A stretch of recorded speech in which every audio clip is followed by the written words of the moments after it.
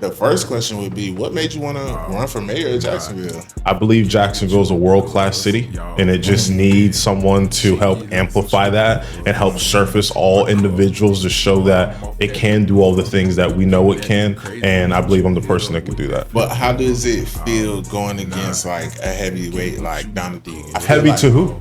Heavy to who, right? Hey. You know what I mean? So I'm walking these streets and in these neighborhoods, and I'm in a full suit, or I'm out and I'm sweating, I'm talking, I'm shaking hands. I don't know who. I believe we don't have the leadership that is current regime or previous regimes that can mobilize all people, right? So that's the biggest thing, is that, to answer your question, is that I believe if I can cater to the youth, the minorities, our vets, our senior citizens, the undecided, I don't need to do anything different. I just need to give them a reason. In any leadership position, my father said one thing growing up. He said, one day you're going to be the answer to somebody, whether that's being a husband, being a father, being a leader in the workplace. Like, what are some ideas and plans that you have if you become mayor to try to implement, even if it's like big brother, little brother, or something like that. It's trying to get them guidance. And it's not something that I'm going to do when I become mayor. I'm going to do it right now. What it is, what it ain't. It's your boy Low Key V. And it's your man K3. And this is Paid N Bazed. Where we get money and wash our political assets. I do have to be him too. That was a good we got a real special guest in the house today, man. Yes, sir. So I want y'all. This was a little different. You know what I'm saying? We on our prestigious vibe today. Politics, real Political grown pundits. man. Yeah. So we gonna keep it professional. He loves You to They seen the last episode. Tell us about the Epstein files. Don't step on my questions. That's no question. Don't step on my questions, bro. But everybody give it up for mayor candidate. Did I say it right? Or is it mayoral? No, you're right. Yeah. Mayor candidate, Linvin. Yes, sir. Thank How you feeling, man? I feel great. First and foremost, just thank you both for allowing me to be here and just take part in what you do. Is truly a pleasure. So I'm happy to be here. Yeah. Yes, sir. Now, before we agree to this, I told you, check out the page and make sure that's all you want to do. Yeah. But I think it's perfect that you actually did choose to sit down with us. I think it shows your character and what you're really about. And I see, like, be outside. You know, I see you be in the barbershops. It's giving old school candidate what they used to do. Now everything's so virtual. For sure. So I like that you really outside, boots on the ground. That's So I think the first question would be, what made you want to run for mayor of Jacksonville? I know it's such it seems like a simple question, but it's so many components to that. I would say for me, if you would have talked to me a year and a half ago, anything political would have never been on my dream board, or like, hey, this is the area or the lane I'm going to go into. And I don't even look at it as political. For me, I really look at it as a movement, something that I get to take part in to help mobilize a demographic of people who typically and never have taken part before, So for me, I wanted to do it because I believe Jacksonville is a world-class city. And it just needs someone to help amplify that and help surface all individuals to show that it can do all the things that we know it can. And I believe I'm the person that can do that. So okay, that sounds good. You got Barack Obama. Hold on, let me think of something. That was a good answer. So, like, have you ever done anything in politics? Or? Never. Okay. So I have, just a little bit about me. So I'm a son of an immigrant. I'm first generation. I came to the United States around 6 or 7 years old. I was born in the United States, but my father came to the United States from Jamaica in 1992. Okay. Yeah, so island thing. So, but he came to the United States in 1992. And without him being courageous and resilient and all the things that he has to continue his journey, I would have never came back from Jamaica, just because he faced a lot of hardship being here in the States. It wasn't easy. And he was homeless for many years in Atlanta So a thing that's very important to me, if you go on my page or my website, you see that I have a big homeless agenda. And, hopefully we could talk about that. And that's a thing that's very apparent here in Jacksonville. But and that really was the foundation for me. He kind of set the foundation, the blueprint, and instilled the DNA for me of resilience, something that I can take part in anything that I do. I just so happen to decide to do something that's bigger than myself. So did you come from Jamaica straight to Jacksonville? Or no, what was your path to Jacksonville? Yeah, so my path to Jacksonville is a great question. So I went from born in Georgia, went to Jamaica. Dad was like, hey, it's getting a little wicked out here. You know what I mean? Yeah. Go ahead and be with grandma and them, right? Yeah. I have a twin sister, right? So when he was a little bit more stable, the best of his ability, we came back and we went from Georgia to Florida. So I say I'm a native to Florida. I've been here since I was 7 years old almost. I grew up in Ocala, Florida. So if you're familiar with Ocala, I grew up there, but I've been in Jacksonville almost 14 years now. And what brought me to Jacksonville was business. So I've been in the business world. I've been in the auto business. I've ran major dealerships, franchise stores, the big Audi, the Bentley, the Hyundai, the Kias. So any position from a sales aspect and a leadership aspect, I've partaken in. And then Jacksonville was the reason why I came here was for that. So that's what started my journey in Jacksonville. Okay. Yeah. And being in the auto industry, having a wide network of clients and stuff like that. Yeah. How do you feel like those skills transition into like your path as a mayoral candidate? Yeah, I think the biggest thing in any leadership position, my father said one thing growing up. He said, one day you're going to be the answer to somebody, whether that's being a husband, being a father, being a leader in the workplace, right? So it's something, things like that resonated with me. And it's kind of like he planted a seed, and for some people it flourishes faster, some it takes a little bit longer. But to answer your question, it shaped me to be very diverse in my approach to deal with emotions and how to handle people. I believe a leader, and one thing I believe we're missing in Jacksonville, a leader is someone that can cater to all people, not just 10% of people or individuals that can help you do whatever you need and vice versa, right? So that's a big thing to where I feel like I can help mobilize all those individuals that feel overlooked, unheard, not seen. They're undecided, which is the biggest decision maker in our politics, or people who've never voted before because they feel like it doesn't matter. So I hear you mention your father a lot. So it sounds like he was a big staple in your childhood, and possibly why you're going the route that you're going, because you had a father in your life. Of course, we know statistics show, especially like in predominantly lower class neighborhoods, and the black father is, really not in the home. So when we're going to the youth and we're going outside, what are some ideas and plans that you have if you become mayor to try to implement, even if it's like big brother, little brother, or something like that. It's trying to get them guidance. It's an amazing question, and it's a question that's a big pillar for us, right? And it's not something that I'm going to do when I become mayor. I'm going to do it right now, right? And I want to be able to be judged based on not just what I say, but what I can showcase and what I can do. To lean into your question more, before we were sitting here today, I spent 5 hours on the north side, up and down 45th, up and down Myrtle, at the barber shops and, the centers and the Boys and Girls Club. And I'm embedding myself in these communities because, like you alluded to, there's a big concern and issue there when it comes to male figures, fathers, and guidance. So one thing that I've started and we're rolling out in a heavy way is a 90% academy. So this academy gives young people, talking as young as 11, 12, 13 years old, which let's take ourselves back to that age. I thought I was grown at 12, 13, right? And when you're in those environments, your youth is sped up. So you're a lot more mature. You go about things very differently, right?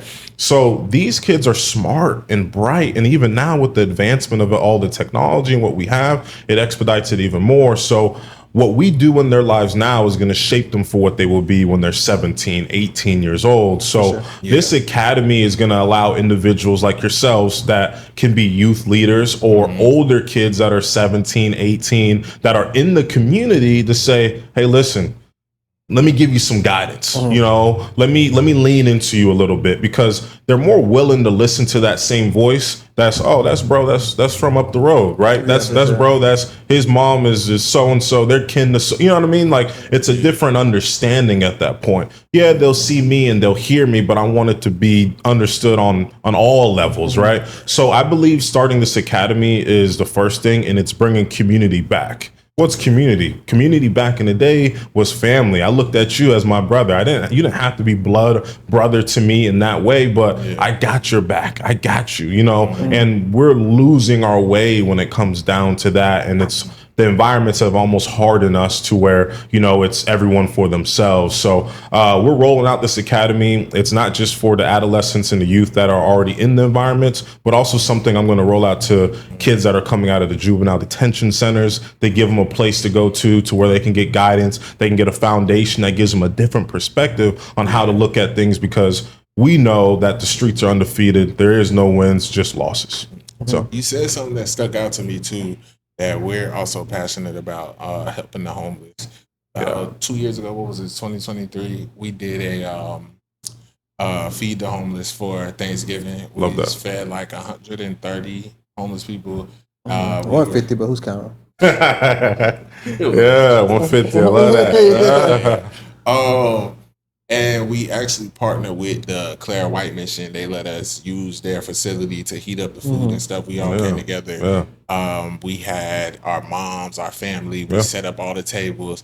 And just the excitement of the people out there, and just making sure that they had a hot meal for the day, you know. And I want to do more. It's something that I'm passionate about. So we want to like have those partnerships where we can do it, because I do feel like the first time we did it, it was like God made a way out of no way. Like literally the exact amount we needed, we got by like that last day. And then like by the time we left Dollar Tree and Walmart getting everything, I think it was like a few cents off of what came. Well, that is total, And what's so funny is during that time, people didn't even know I had just gotten into like a bad trucking accident and stuff. My account was negative. Wow. And I still felt good going to feed other people. At your lowest moments, still doing stuff for others. And they would have never guessed it. So I guess. And we had like extra. Extras. Like we had excess out of that a little bit. Yeah, and we wanted to do it again last year, but some things came up. But basically, I guess my question is, what encouraged us to want to do that is because every time you ride downtown, it's starting to look like Skid Row. And it's like, there's nowhere for them to really go. And then it's like, I just got to call it like I see it. It's like gentrification is going on. And it's booting them out of these neighborhoods. So you building up these communities downtown. Correct. And whether they're they just funnel them to different spots. Just pushing them out. There's no real solutions there. Right. So it's like, what type of ideas would you have to get that situated? It's a great question. I want to let everybody know we didn't go over any questions or anything before this. Straight off the top, they're doing a great job. I love that question because I'm so passionate about it. Just hearing what you did in 2023 gets me emotional, because you all may not recognize it, but that very thing you did is probably something they remember to this day, right? Imagine you start giving that person a haircut, clean clothes, a place to have clean their clothes, laundry, brush your teeth, the necessities, major necessities that a lot of people may think are just simple because it's accessible, but for them, it's everything. You know, when you're in that state, you lose the things that value the most. It's like your dignity, your identity, you know, you're almost stripped from it. People walk by you, don't even look at you as a human being, most people, right? So, and a lot of us, and shame on some, and even me in a way a long time ago, not really taking a high understanding or recognizing it as in like, oh, well, they can just go get a job at McDonald's, or it's hard to rise from the ashes when you're at the bottom like that. You know, I mean, you're to the core, you know? So one thing that we're going to do, that also another thing that we're starting now, these are things that I'm not waiting until I get in the office. So this will be funded and done on a public sector, not a private sector, government, or, you know, any loans or anything like that, just from everyday hardworking people that are passionate and have a burning desire for Jacksonville.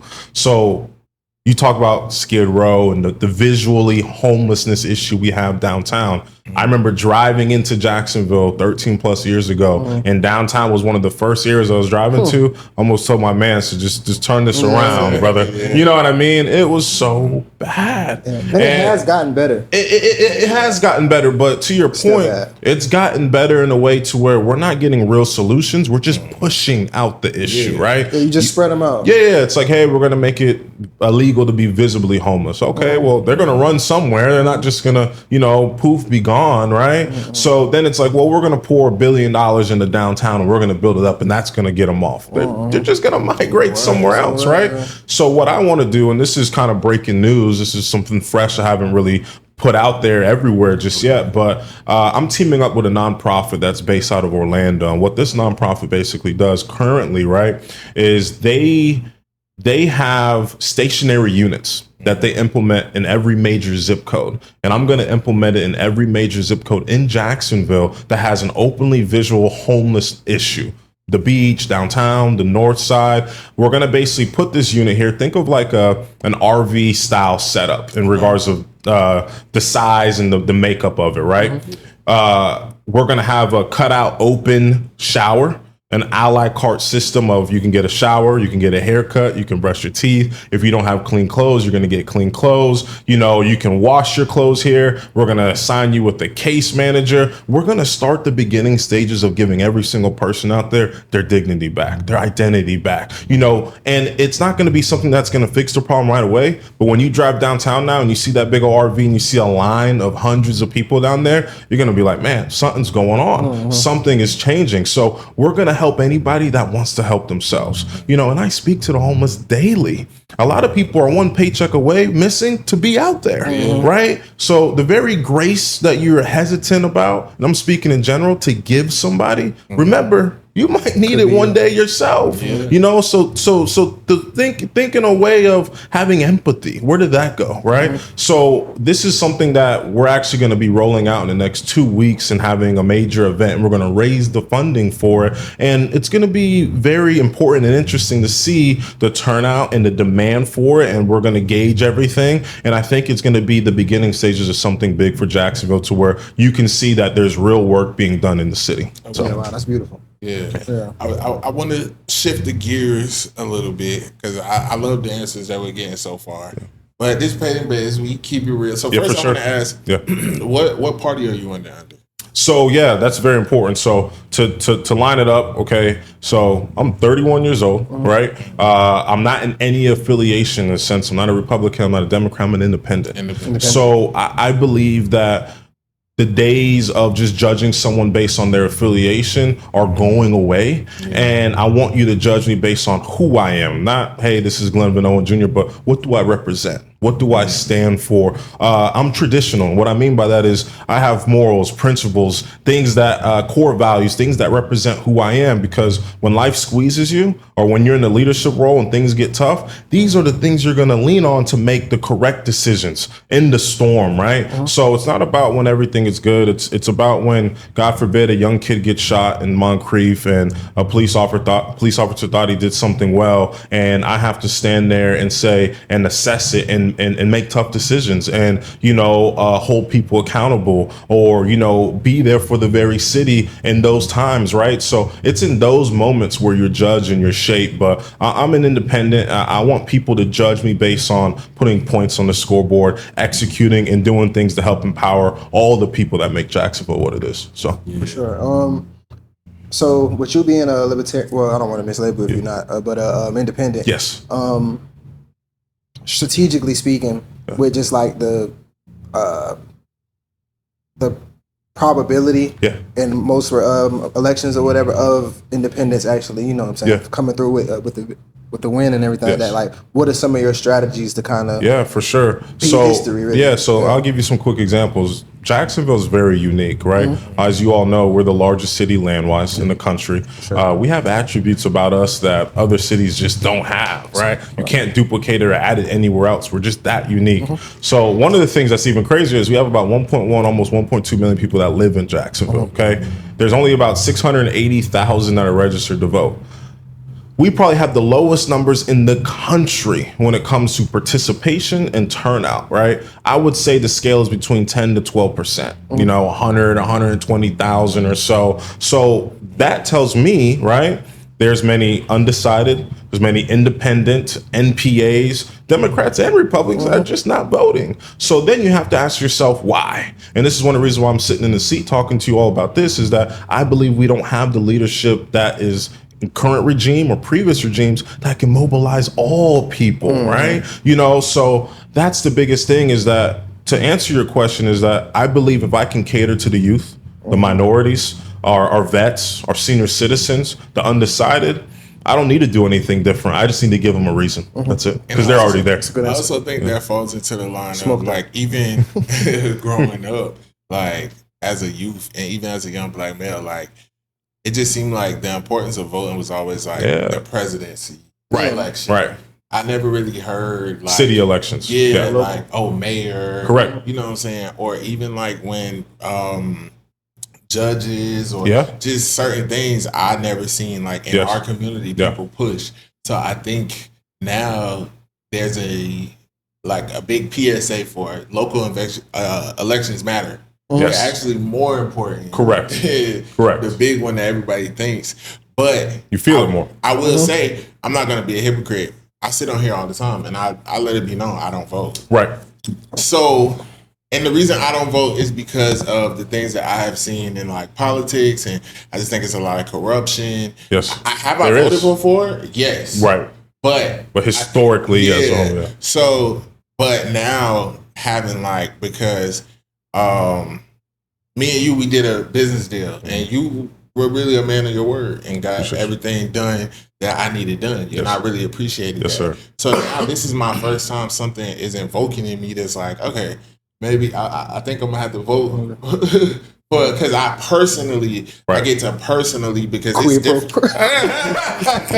Said what? Well, I stood on my word, you know. The hell, he's talking about quick bro. But like, it's different. Cut that out. Cut that one out. What did you say? Quid pro quo. I mean, like favor for a favor. No, we're not doing that.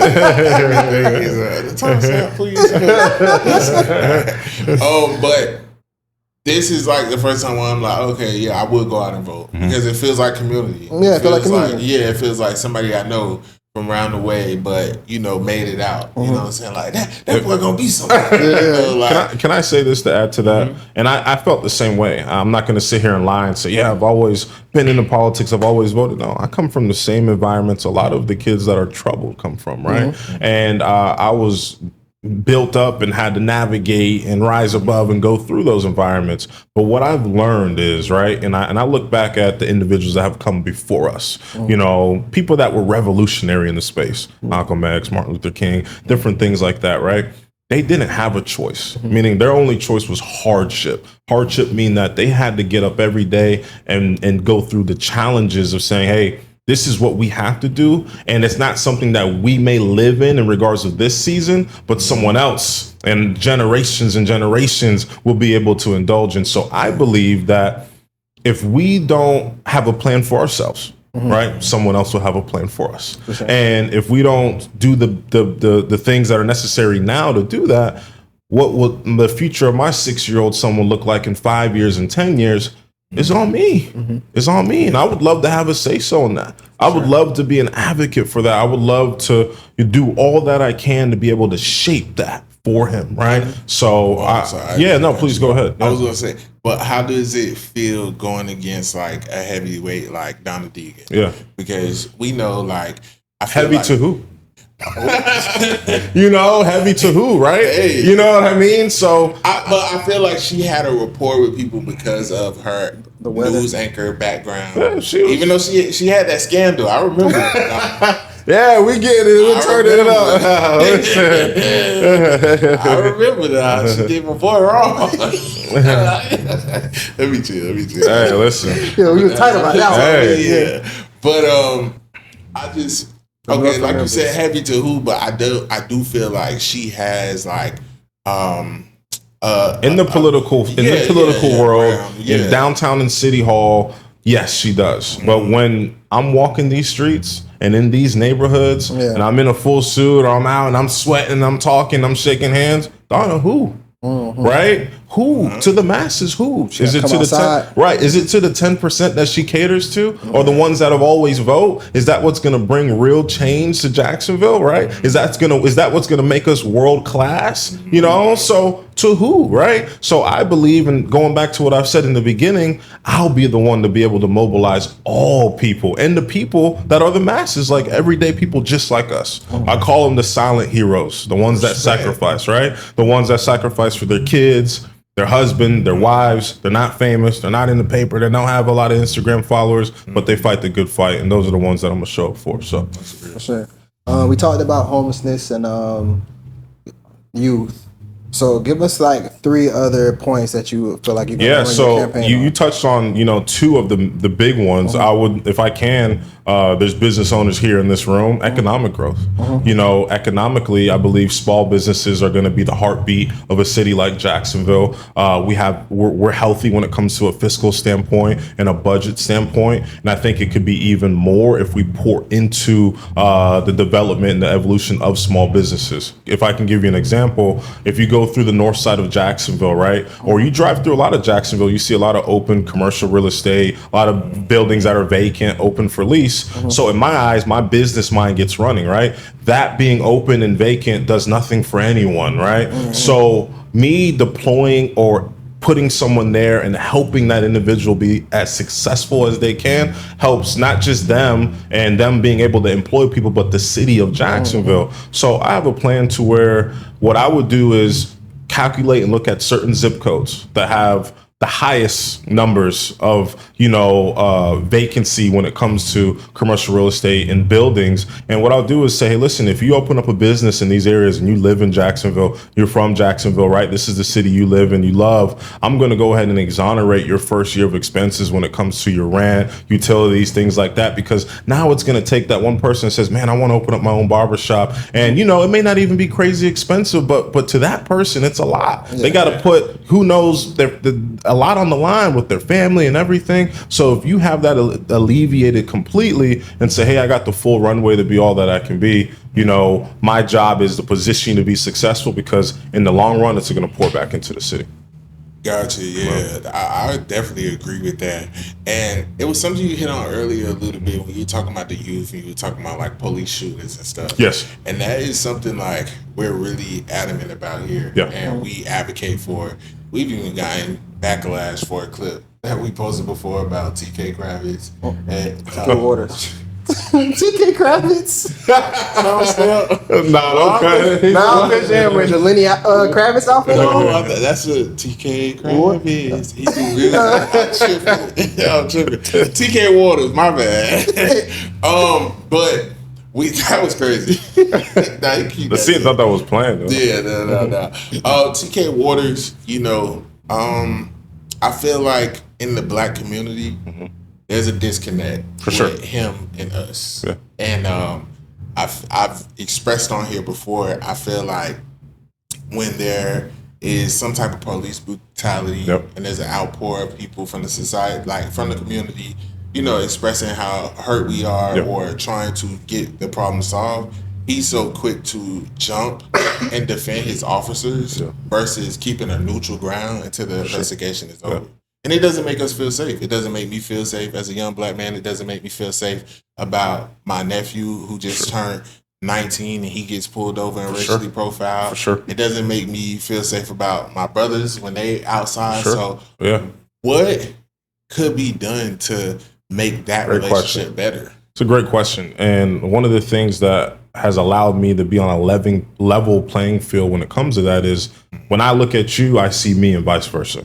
Don't let the suit fool you and the tie, right?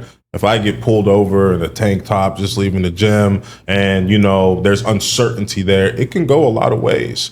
Luckily, I've had and have been prepared on how to conduct myself and how to handle things, even if it's not my fault. And, it's almost as if a rise is trying to be granted out of me. Yeah. But the biggest thing I can say to that is that if we leaned in as a community, like we talked about earlier, a real community where cops used to drive by the community and know you by name and know your kin and your people. And there was a real relationship there. What I believe is the bridge of transparency and communication is not there. It's almost police against the community. So when something happens, the community doesn't want to help. And then when the community sees something happens, it's an outpour, it's an outrage. We immediately just say, hey, this is what's going on. This is what's wrong. If we can realign that in some way, right? And come together to where a lot of differences are due to the lack of communication and misunderstanding. So when you don't have that, what do you lean on? Perception. Perception becomes your reality and you formulate a conclusion based on that. So it's basically binding that back together to say, hey, listen, we love the police. We need the police. We're not here saying we don't need them, but we want them to do the thing that we believe they're here to do and protect and serve and be there for us. We don't want to be scared of the police. So I believe bridging that gap is bringing police department, bringing the community and aligning it to where we can be almost at one and having that communication, that transparency, that community. So I think I agree. But I think it's hard with an individual like TK Waters because I feel like he has a point to prove that he's not for one. It could be. It could be. And listen, you're not the first person to say that. And I'm going to be real. You know, when I'm in the trenches and I'm in there, right? They don't care for him. Not a lot of people saying great things, you know, and I don't know TK Waters, right? I respect the body of work as in what he is doing and assembling, and you know he's a brother, we love that, you know, but I don't hear a lot of good things, you know. So it may be other things that are making it difficult for maybe that him in particular to help make that a reality. But on my end, and as the mayor, gonna have a very amplified voice on things like that, and to make sure it is at the highest of hierarchy for the people. You know, when moments like that happen. You know? Yeah, I think the biggest thing in regards to that is that us as Black people, we have a certain level of expectation when it comes to transparency with each other. And when we see somebody in a position of power, that makes us feel safe. Again, because that's not normally places where we thrive, where we see ourselves. So exactly. when we see somebody who's not really like hitting us with that transparency and like really exchanging these social cues with us, we feel othered. You know, so like I feel like that's where the it's almost worse. Than if it was a white person. It's definitely worse. It feels like all skin folk ain't kin folk. Yeah, it's definitely. And I want to elaborate on that because if you really watch our show and you're one of our fans and you really tune in, you know that we hold everybody accountable. For sure. There has been police brutality cases in the city where we have watched the clip and be like, you should have got your dumb ass out the car. Because at the end of the day, ass too. But it's like I'm big on that. Like I already tell people I don't like that. What you pulling me over for? I'm on my rights. I'm a sovereign citizen. Nah, we're not going for that. Right. If you like to argue with people in Walmart by showing your receipts and stuff, I'm not here to make it difficult. I don't promote any ignorance. Right. So I need people to understand this isn't one of those things where it's just like make sure they run that part because they're gonna clip you saying something else and we're all gonna be on the news. So just let you know. I don't promote any ignorance, but my people are being ignorant. I'm like, you were being ignorant and For sure. But when I see something that is clear, like I seen a few months back, the kids, you know, they've been doing the skipping stuff. School was ending and stuff. And it was a kid at McDonald's and the police, he came in there, he just punched the boy right in the face. For nothing. You know, you smirking. That's not here, right? Yeah. No, because like I've been seeing a lot of our clips, our police officers, like they'll fire off on you. Yeah. Like, and that's like common. And they're very cocky about it. Like, even when his mom went up there and was videoing it, he's like, yep, he got punched in the face because he didn't want to listen. And it's like, that's not how that goes. No. There wasn't any resistance. You didn't even walk up and like try to reprimand him. You said he was somebody who ran from you. But your first initial reaction shouldn't be to punch him in the face. Yeah. You know, and I've seen other things where it's like, you know, sometimes it's power struggles and things, but I've seen things like, you know, even the other dude who we talked about who got hit, I think Benjamin Crump is representing him. You know, we agree. We felt like, just get out of the car or whatever, but that doesn't make it right. That he doesn't make it right to physically put two your things hands can on be someone. true at one time. I feel sure. like he escalated the situation. Well, I feel like both parties escalated the situation, and I feel like he was. But the police took it too far. Yeah. That was. But was it a lawful traffic stop? To me, it was. Yeah. So it's like it really don't. It's two sides. It can be both sides. And I feel. And we give TK Waters that too. We got to say that too. Like we do acknowledge as people who grown up here. Like since he has been sheriff, like it does seem better. Yeah. Results-driven crime is down. Yeah. So it's like we do shoot him bail for that. But so if we gonna hold you up when you're doing good, we got to be able to hold you accountable when you're not when you fall it's short. Just one of those. He's not going to be perfect. Yeah, exactly. So it's like that's where the community comes in. Don't be so quick at. to jump and defend your officers when we know it's corruption in there too. I'm seeing every other week on the news somebody's getting fired for stealing hours from the company or doing this or doing that, or that's just part of the balance of it, brother. There's going to be a lot of that. It's like I understand you want for the citizens to have the utmost respect for your officers, but it's like if it's something that is clear to anybody logical and anybody who has any sort of intelligence that like, okay, this isn't right, this is abuse of power, and then you're just so quick to jump and defend, it's gonna always break that trust. Well, what happens is that, you know, I believe that it all starts at the root, right? And what I mean by in the business world, we'll say that, you know, we'll when we hire someone, we hire them slow, meaning we want to make sure we're bringing in the right representation that's going to be the face of whatever entity, right? And because if you make a bad hire and you go through that process and it costs you this much money to bring them in and all this stuff, you're like, dang, where did I miss this at, right? Because we don't want to do that. We want to preserve people. What I feel like on the police side of things in general, that I feel like we've expedited to the point where physical abuse or retaliation is almost the first thing that we do, right? You know, where were the days where you see a situation and you try and de-escalate it? You try and understand what's going on. Probably need to work on our better communication skills and people skills and how to deal with, you know, situations that are at high emotions on both sides, But, you know, you get individuals that feel as if they don't owe respect to citizens, right? And they are on a hierarchy it's as if they're above them, and it shows in their behavior, you know. And at the end of the day, a police officer is a public servant, you know, just like myself and anyone else in those roles. So. Right. So in those regards, it almost feels like there probably should be budget-wise more funding for the police department so they can properly train officers, so we have less of these situations, or at least some type of program to kind of like slow roll that or something. I don't know. And I want to piggyback off of that. I just feel like if that is the case, it needs to be overseen that this funding is going towards these actual mandatory trainings.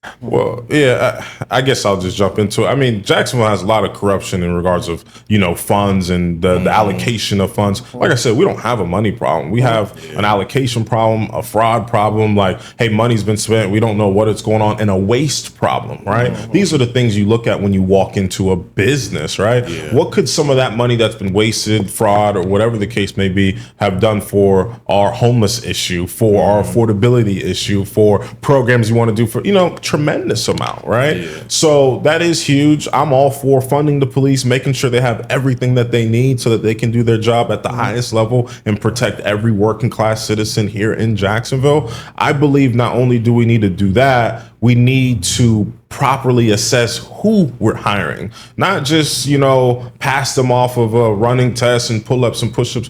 Who? This goes back to what I said. I don't want you all to know me because you know my name or you see what's on Google. What do I represent? Because in those moments when emotions are high and things are on the line, and then when you're a police officer, you're playing with life and death sometimes. This isn't like, oh, I messed up at work, just I'll do better next time, right? You could take something away from someone that is permanent. So we have to be even slower and more efficient on who we're bringing in. So for sure. Lastly, unless you have something else, one more thing that you touched on. I just wanted to kind of like get your views on immigration because, like you said, you know, your father was an immigrant. Good questions, man. Yeah, your father was an immigrant, and my grandmother was an immigrant as well, by way of the islands. Okay, well. So it's like, I just And you know, Ice be in and out of here every other couple weeks, so I just want to get your stance on some of these things. We don't have to necessarily talk about Ice or get too deep into it, but for sure, I can talk about anything. I think immigration's a great it's a great question, and it's something that's important. You know, I love the questions because they're national questions, right? But it gives you a representation of my beliefs and what I stand for. So, and we got some Mexican homies that be back here. So. Yeah, listen, I'll tell you all something. Right, they're leaving now. But I'll tell you something, you know, I have no problem with ICE. Hear me when I say this, right? I have no problem with ICE, for ICE, right? When Obama had his duration in regards of his term, he has sent back more immigrants almost than any other standing president. He's probably top 3 or top 5. Now, we may not have even known that during his tenure, right? May not even know it right now. And I found out not too long ago because of the way he did it. And the messaging. Right. So that's the first thing. The second thing is I don't care to have anyone that's illegal that's partaking in gangs, violence, intimidating, impeding on the everyday life of our communities.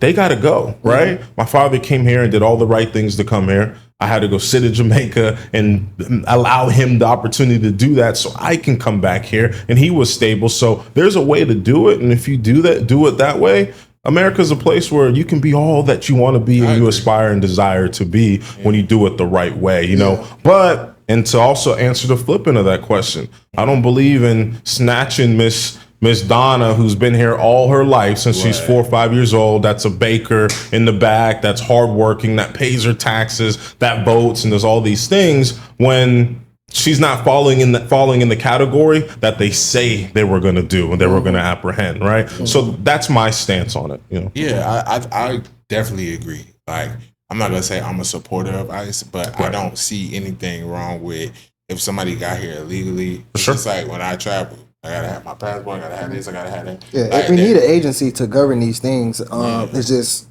what's the outcomes of what they do. Like the results that we have is not like what you just said. Like I feel like if we look into something and somebody was brought here as a child with their parents and like this is all you know. Yeah. And you know, sometimes their parents fall in the category of not doing all the things that should have been done in the beginning. But does that mean it's not their home?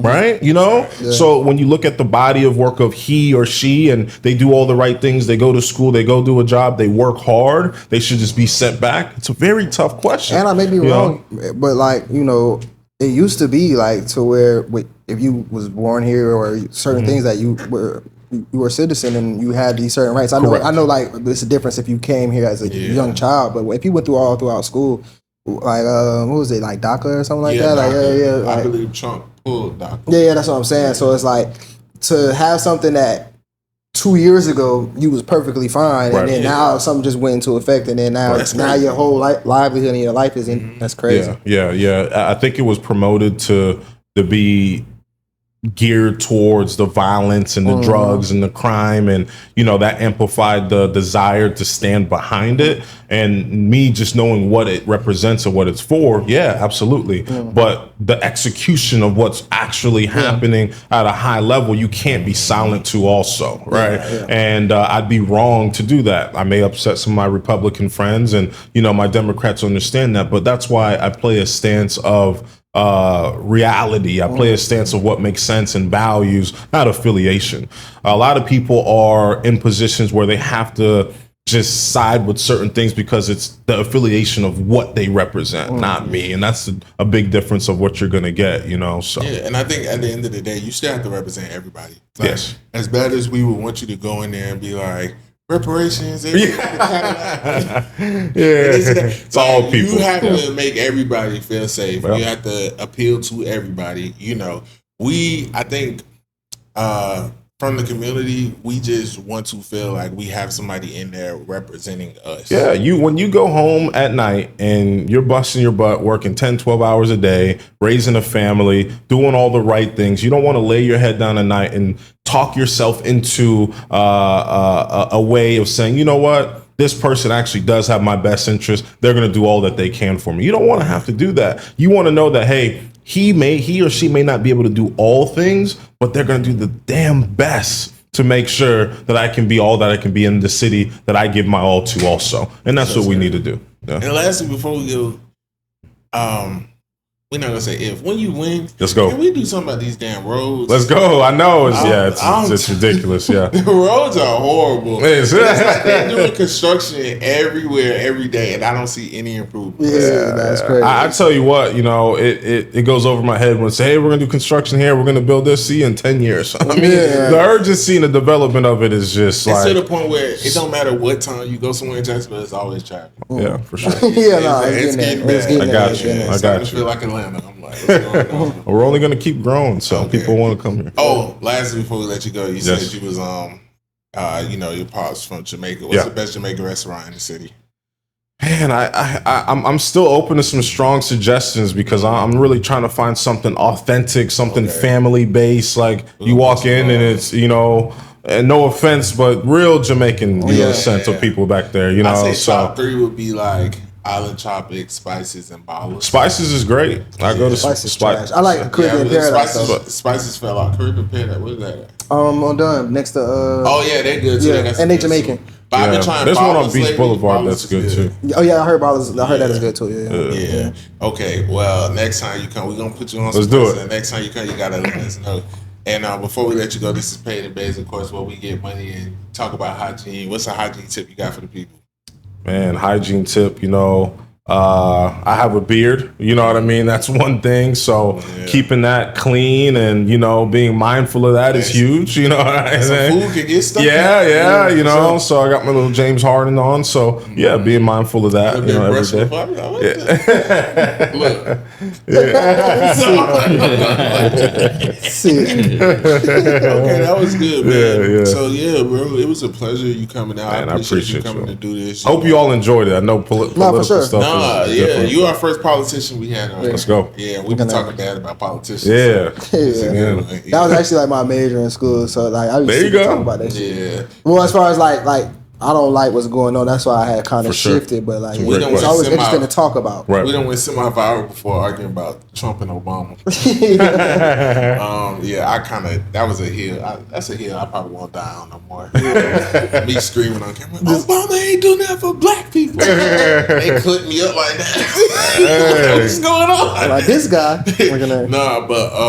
No, this has been a great interview, man. Thank you. We appreciate you coming out, and we definitely look forward to future business endeavors, like from the homeless thing. We want to be involved. Plenty, yeah, for sure. Most definitely. Appreciate y'all. Man. Yes, sir. Let the people know where they can find you at. Yeah, so GlenvinOwen.com. See everything about me, our campaign, and also Glenvin Owen Jr. on Instagram. Please follow us. We have a Zoom meeting on this Friday coming out, open to the public, answering all questions. Keep up to speed with what we have going on. So it's gonna be good. Yes, sir. Well, we appreciate you. It's your boy Lil Key V. And this your man K3. And this is Paid N Bazed. That's it. What it is, what it ain't. It's your boy Lil Key V. And this your man K3. And this is Paid N Bazed. And we back. We get money and wash our stinking motherfucking ass. My ass don't never stink. Here we go now, man. I don't know about that. We gotta hear it. My ass ain't stuck since I was a kid. I'm just letting you know. I'm proud of you, bro. What's up, bro? Shit, nothing, bro. Good to see you, bro. Good to see you too, man. And Feezy, what they do? What's going on? What's good, my good brother? Looking real skinny. I think, probably because you're cutting out your beard. But no, you looking real skinny. This is a baggy ass shirt too, so it don't help. No, this is all on your cheek. That's so much, bro. I look good, bro. I don't know. You look like you going through so. I just started doing coke, bro. I didn't say that so casually. yeah. Try some new shit. It's crazy because when you said V ain't even bat an eye, he like that nigga probably is on coke. Everybody did a little bit of coke. Don't hit my blood, bro. Everybody did coke. This is turbo. Right? Nigga, we said 30 minutes. Oh, I'm not waiting 30 minutes.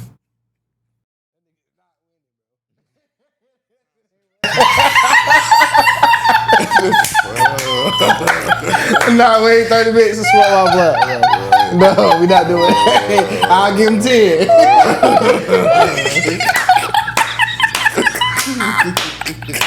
I give him 10. Fuck is you talking? Please point that out. Oh my god! Don't cut it though. Just beep out what I said. What? All right, man. But yeah. I got you. All right, but yeah though. Yeah, man. This nigga is crazy. We went on a little sabbatical. You know how this shit goes. This like shit. What's up, IG? Your eyes is pissing me off behind these glasses, bro. So you don't like the glasses? I just don't like the lenses, bro. Your eyes look little as fuck. It's creepy. Oh, because I could have opted for the smaller lenses, but Yeah, I feel like all bro. my lenses. Your shit be, mad beady. What? For real? Nah, I ain't no beady eye nigga. I ain't never been told Hey, that. them bitches mad beady. I ain't never been told that. I don't know. You might be a little off with that one. Nah, bro. Them Now, bitches mad I'll beady. give you the little downy look. Don't do that. Oh, downy. Okay, yeah. Oh, I thought you was finna Yeah, say don't. another one. Yeah, don't. I thought you was gonna especially with everything going on right now. No, I would never talk about. What y'all think about Asian people? Looking at it. What y'all think about Koreans? Salute. Look at that. Look at that bit. What about 8 inches and thick?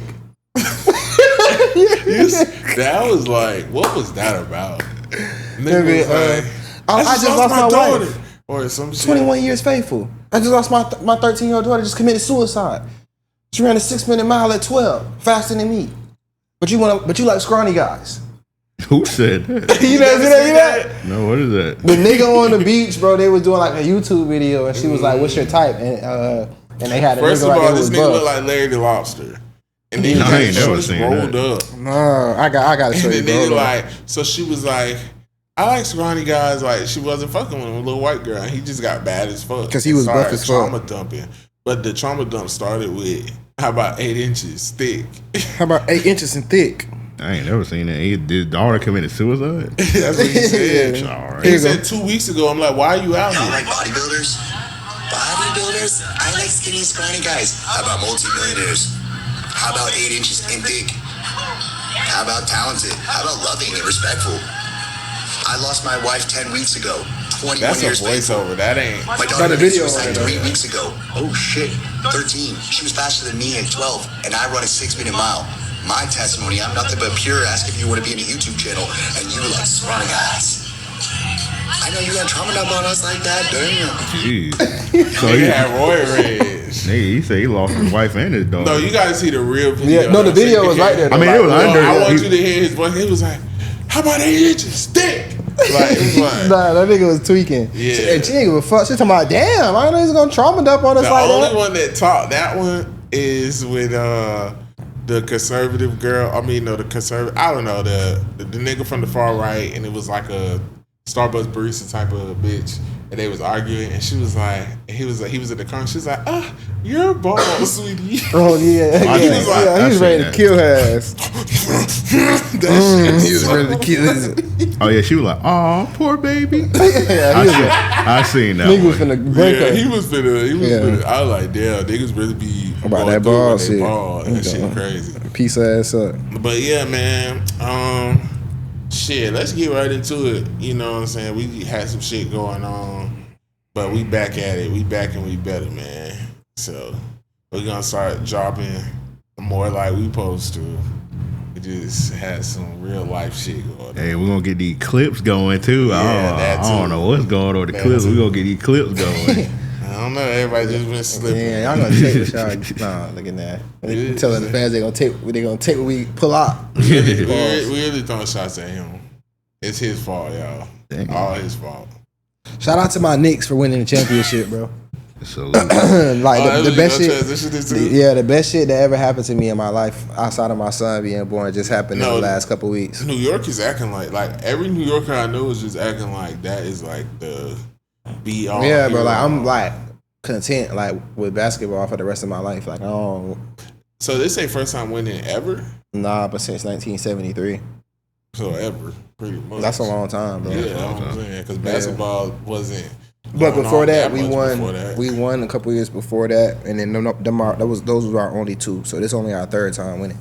Yeah, New York was going crazy. Now it was definitely exciting to see, especially for like my New York family and stuff. But New Yorkers are crazy. I'm sorry, I was just sitting there in disbelief. Like, this got to be AI. Like, you bitch fighting a booty is and losing. When I respect the dedication because she was like, bitch, I'ma just punch your ass cheeks till you get down. When she got rocking her shit. And it's so many different angles of it. When you see the angle from the first side, the chick is like, I gotta let her rock me till I get down. She like, watch this. Toss her. Oh my God, that was a meaty booty too. Yeah, it was. And then she started twerking. Yeah. Like, what's going on? Because why did she push her off there in the first place? Because they was arguing up there, like, I guess how she was gonna get down, and I guess the chick wouldn't move.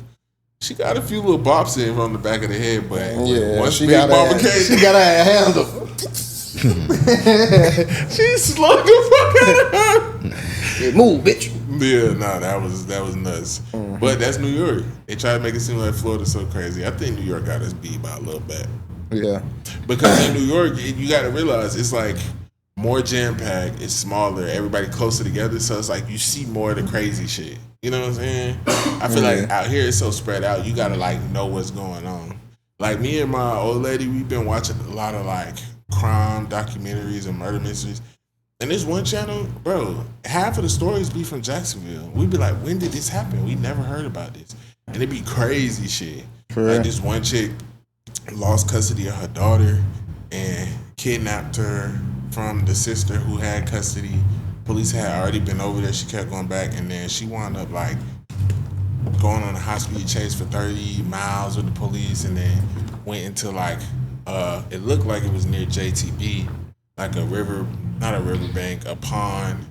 Little girl wound up dying. Damn. They pulled her out. She was having like manic episodes in the back of the car, and I'm like, nigga, I live here. When did this happen? Jeez. I just be feeling like certain shit we should know about. That's insane, bro. I never heard that story at all. And there's another young couple who, the girl had like a young baby. I think the baby was probably just 1 or not even 1. She left the baby and went to the store, and the boyfriend was putting the baby in the tub or some sink or something. The water was so fucking high that Ray Charles, the brother, burnt him up. And Ray burnt the baby up, and then they had to take the baby to the hospital. They acting like they ain't know what happened and stuff, and they was trying to bring it on the apartments for the water being too high. But bruh had left the baby in there with the water running for like 5 minutes straight. Dang. By the time he came back, the baby was trying to like jump off of the thing. Little young couple. I don't know. I'm like, damn, this shit crazy. I don't be hearing about none of this shit. But I don't watch the news either because that shit depressing. That shit is disgusting me. That's crazy. Yeah. I don't know why old people love the news. Your grandparents watch the news? Yeah, all day. That shit just sitting on the. Yeah, what's that about? It's like during the day they watch the news, and then like my grandparents be watching shit that I just never expected them to like be watching and shit. Like, fuck around and turn power on. Like, what the fuck? Yeah. Like, why are you watching Raising Kanan? Yeah, I told you my grandparents, they was talking about, they had like a whole watch party for that Monique movie when she was Fat like, Girls?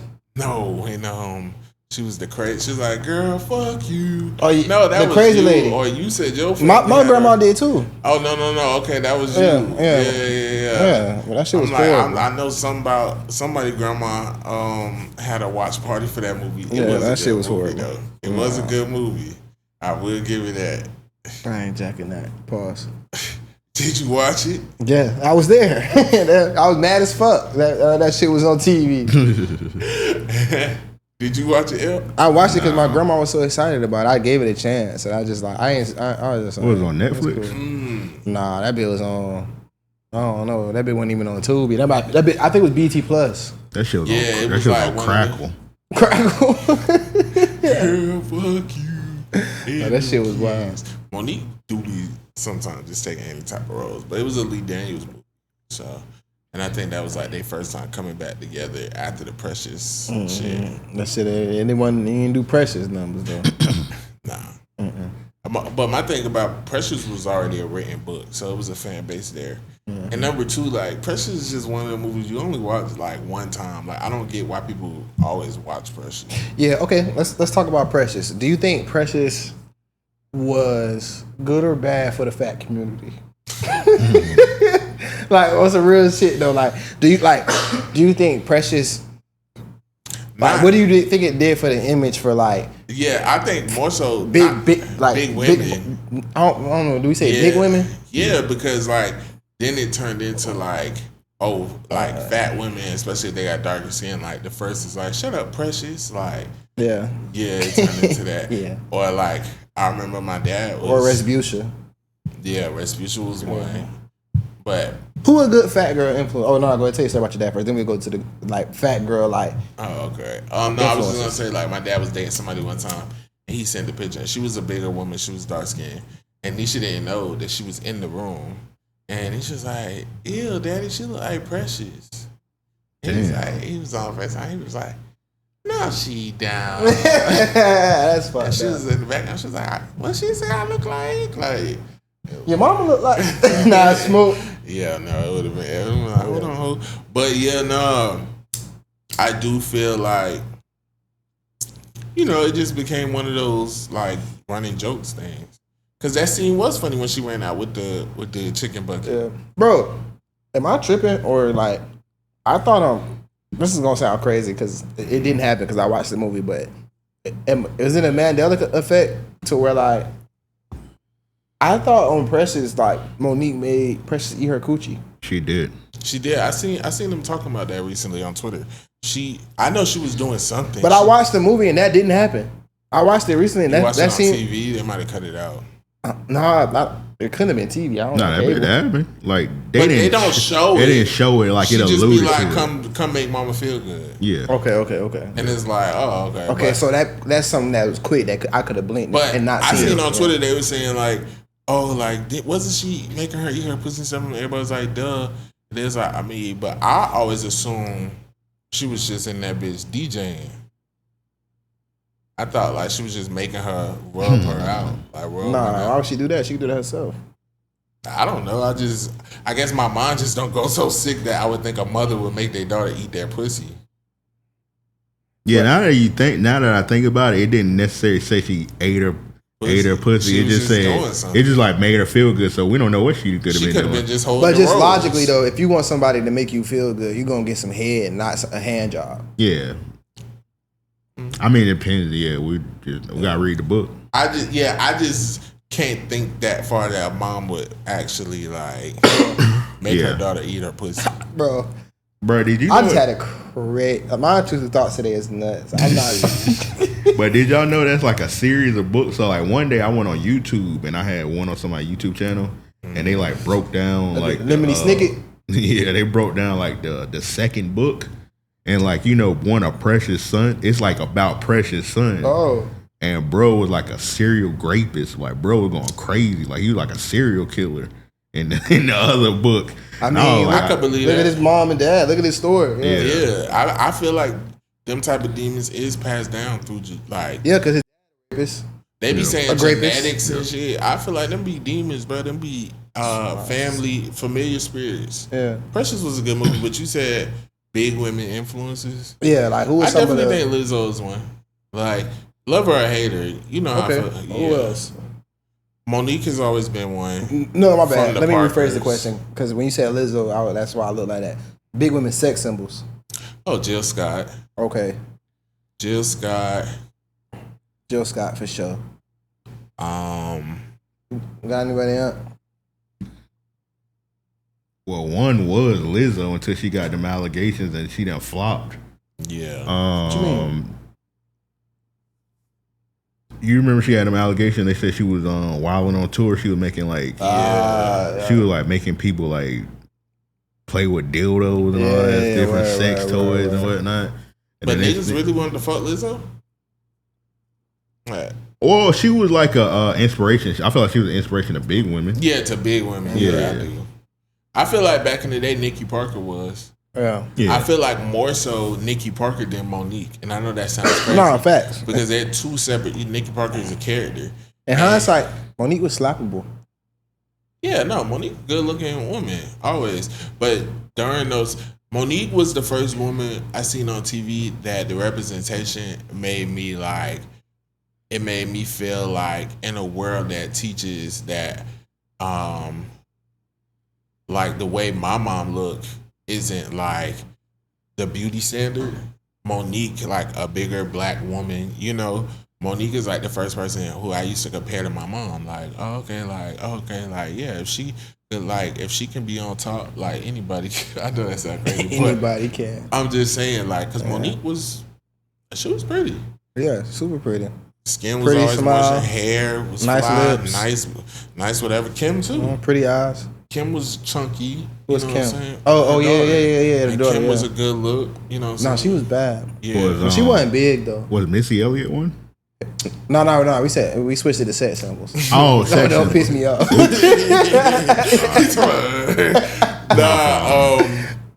Yeah, and I feel like Missy still, even if we take it to like inspiring big women, I don't feel like it was ever acknowledged. Like, I actually just seen a clip of Mary like performing that Missy thing, and she was like, it was one of the songs, and she said some crazy shit like, "We're the fat girls to the fat girls." Like, it was clear she was talking about Missy. Everyone's like, well, why would she say that? Like, and she said so, but to the sloppy bitches. I feel like we didn't really like. It was Missy Elliott. Like nobody acknowledged like, oh, like her sexuality. No, like not sexuality, but her gender. Yeah, or like just that she was a bigger woman. Like until she started losing weight and having health issues. Mm-hmm. But I feel like, and niggas also, I feel like nobody was sitting around like, you hit Missy? Like, I think niggas was sitting around saying that, but I don't think niggas was like, yeah. I don't think niggas was like, it's Missy. What? No, I think nigga, that sounds like some barbershop shit. Niggas would definitely be like, what? Missy? Yeah. Nah, that's crazy. Brat? Yeah. Yeah. The Brat for sure. Yeah. Missy, no. The Brat was in King Magazine. You know, the Brat, some pictures just came out of her in a dress recently. Man, Lisa Ray's sister, bro. Yeah, Lisa Ray one of them ones, too. But, yeah, nah. Damn, it's crazy. We only came niggas up named with like 2 big bitches? Yeah. I can't. I'm just drawing a blank on the big ones. Yeah, I'm trying to think. I even looked it up real quick. I ain't really seen it. Kelly Price. Come on, watch out. Come on, stop it, she man. She wasn't a sex symbol. She was good now. But she was one of the ones in the forefront that helped open doors for bigger women in that industry. Okay. And you know that she was one of the pioneers of it because they was putting as big ass leather couch covers on her for every video. What about Ma Rainey? Who is that, nigga? You never seen that movie with Viola Davis? She based off some like she's singing big lady, older big lady. She's sweating and had the coke and shit. Chadwick Boseman, that was his real last movie. Yeah. Oh, you talking about that movie? Oh, Ma Rainey Black Bottom. Black Bottom. Yeah. And then I never seen it, but I know what it is. You gotta throw Aunt Jemima up there. All that up. Yeah. Timestamp. Why, bro? I missed what he said. I said we gotta throw Aunt Jemima up there. Nigga, I'm talking about in the entertainment industry. Aunt Jemima is not real. I'm saying she still paid the way for well, her name Auntie Mills now or some shit like that. No, Pearl Mills. It would have to be Pearl Aretha Mills. Franklin if we're being technical. But Aretha didn't start out big. But even when she got big, it was like, that's just big Aretha. You know? She paid away like, never mind. Chill. All right, let's get into these topics. We was talking before it came about cable. That really should have been some Patreon shit. But we was talking about the Diddy sex tape. Oh yeah. And I was telling you, I was like, I did go through like the whole 30 minutes of it. Mm-hmm. I just wanted to see one thing. That bit was 30 minutes? Yeah, it's a whole ooh-wop. That nigga said I just want to see one thing. You know what I want. Saying that, talking about his dick is nuts. Nah, that do sound crazy. I just want to see one thing. I'm not. I know what you mean. Bro. I'm not a homosexual man, so like I that type of stuff don't bother me. If I do, we've all watched porn. You see other niggas' dicks, you know. Yeah, I knew who bro was. Yeah, so in the video. Yeah. Now I didn't go there to see him, but not because it's me. But the reason why I went is because I never when celebrities get leaked, unless it's a woman, if it's a man, I'm never going out my way to see it. Now, if it on the timeline and I see it, okay, whatever. But I'm not finna go search up. But when a nigga get leaked and they calling his shit small, I'm gonna go look. Yeah, I mean, logically speaking, that makes sense because it's like we don't see other dicks. Yeah, I want to know what is society calling small. Yeah, where am I at? Where am I at? I'm not gonna lie. Like the first person I ever went and looked at was Nelly. They was calling Nelly small. I seen Nelly shit and I'm like, damn, like, nah, like, don't get me wrong. I felt like the nigga average. Like, damn, that's small. Damn, it's crazy. I gotta be prepared for if I ever get leaked. Cause I'm like, if that's small, like, just don't say damn, no. No. I ain't investigate the whole shit. I just looked at the video, but I'm just like, I feel like this a regular, like, this a okay leak. Like, this ain't it ain't nothing to be ashamed of. Yeah, it ain't like this nigga got a micro penis or something. Like, it's a regular penis. Like, this don't make you feel like you better than Nelly. You know what I'm saying? Like, one of them type of things. No, we because it's a part like you know, like it's a part that as a man is like finding out Diddy got like a micro penis. It's like, bro, Diddy not fucking with me, bro. Yeah, you know what I'm saying? Like, no matter what, you not fucking with me, bro. Now, from what I seen on the Diddy shit, you can't really see. But from what I seen, like my shit bigger than his. I ain't gonna hold you. No ifs, ands, or buts. So I was cool with that. In the clear. Yeah, nah, nigga, that bitch. That shit small as fuck, bro. Y'all, he fried. Nigga retweeted that bit. You couldn't really see it though, but like the way he was walking around and he was holding himself. Like, that nigga got to cleaning up and shit. Yeah, it was. Yeah, weird. when I watched that shit, I was like, cause nigga said Diddy was in it, cause I seen it. But I was like, I ain't see Diddy. When I like fast forward a little bit, you gotta and I seen Diddy, but then I clicked out of it because I was like, I just need to confirm with Diddy. Yeah, niggas started straightening out the drapes and shit. Niggas started doing all type of shit. I mean, it's Diddy. Like, was he actually fucking in the video? Nah. He literally get up and listen. She's like, a start super eater. So basically, it's on some. She was like, impressive. I didn't watch the full 30 minutes. I was skimming through it. But like how people were saying she was boring and shit, like no, she was an eater, and she one of them talkers. Like you could tell she into the kinky shit. Diddy's behind the camera saying shit, but I don't know much of what he was saying because I was just skimming through. He wasn't really saying too much. Yeah, but he then was like, giving like directions. He started sometimes. cleaning up and stuff. Like and, you know, it was like a red light room or something. But she was super like. It really made me feel bad for niggas who into that type of shit because like, I could never just imagine watching my bitch be like that with another nigga. She was running the whole show. Yeah. Like Diddy was quarterback. Like he was like the offensive coordinator, but she was the quarterback. And she was like kind of running the whole shit. Like it was her. She was the star of the show. It was on some like kinky like porn star type like. Oh yeah, like the bird being red. Don't do that, please. Yeah, I thought. I was finna ask the bitch on you. Yeah, I thought about it. Niggas finna pull a knife out and stab him in the hand until he got. But she was on some like real like. You know how you watch the porn, the young white girl who just like doing the most, that type of shit, and or like on some submission type, and the dude, he was just, I don't know, the whole shit was weird. It was weird because like. It gave like, I guess like because it's a celebrity, you expect like just better quality shit, but it give like just a video that you have in your phone, like but your one that you don't watch to like get done cracking with. Like you be like, I don't even like this video. Now Buddy, I seen plenty of Buddy shit. Pause if necessary because he be smashing all the bad, all the fine shit. So you get accustomed to seeing him. He like the new Brian Pumper pretty much. He smashed all the fine shit. Yeah. But boy. Yeah. Nah, but I mean, he was boring in this video. He wasn't doing much. Yeah, I said it felt like a home video. Like it was. Yeah, he probably was just getting a paycheck. He probably didn't even know that bit gonna get leaked. I'm gonna be honest, it was weak. Like it wasn't nothing I would get off to. It's one of them points I would click on and go off. I'll be like, this shit. Oh, she not thick like that. You know what I'm saying? Yeah, bless you. That was a sneeze. Or a cough. Yeah, can we talk about something real quick? What? I want to talk about the concept of like attraction and shit. Like, because like Daphne Joy, right? She's somebody who's clearly like attractive. You know what I'm saying? But me personally, I'm not attracted to her. Yeah, I'm not. You know what I'm saying? Like, and what are the things outside of the physicals that makes you like not attracted to a woman per se? Like, for example, me, I like a certain personality type. So a woman who's like timid, I'm not attracted to a woman like that.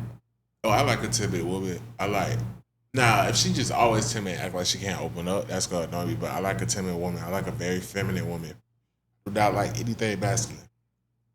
I don't like women who don't keep themselves up. I don't like women who don't wear nails. I don't like a woman who don't bask in her feminine energy.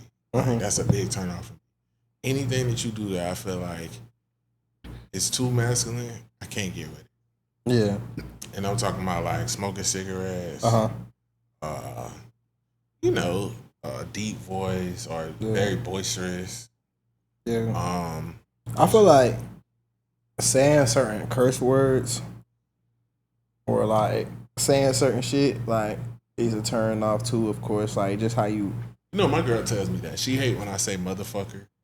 She says that's a very harsh curse word. She don't like when I refer to women as bitches. Like if I'm telling you say bitch a lot, but you don't say motherfucker a lot. Sometimes. What, an ER? Yeah, like that. No, I think I said motherfucker. Yeah, like motherfucker, like motherfucking. Oh, like that. Okay. Yeah, that's what I'm saying. Like motherfucker. It's so funny that you brought it up because now that's actually a segue into one of the topics I had. I was going to talk about as a man culture. Because my girl recently, as a man, me, and it kind of irritated. Like, and I was like, okay, am I wrong? A big thing me and my girl have fought about since getting together is driving. When we ride together, she always wants me to drive, which I know most niggas do drive and stuff. Yeah. And I would do it. But as a nigga who spent the last 7 to 8 years driving, I don't be want to drive like that. And I feel like I should get an exception for that because I done drove probably 1 billion miles around this fucking country. And sometimes I just be wanting to chill.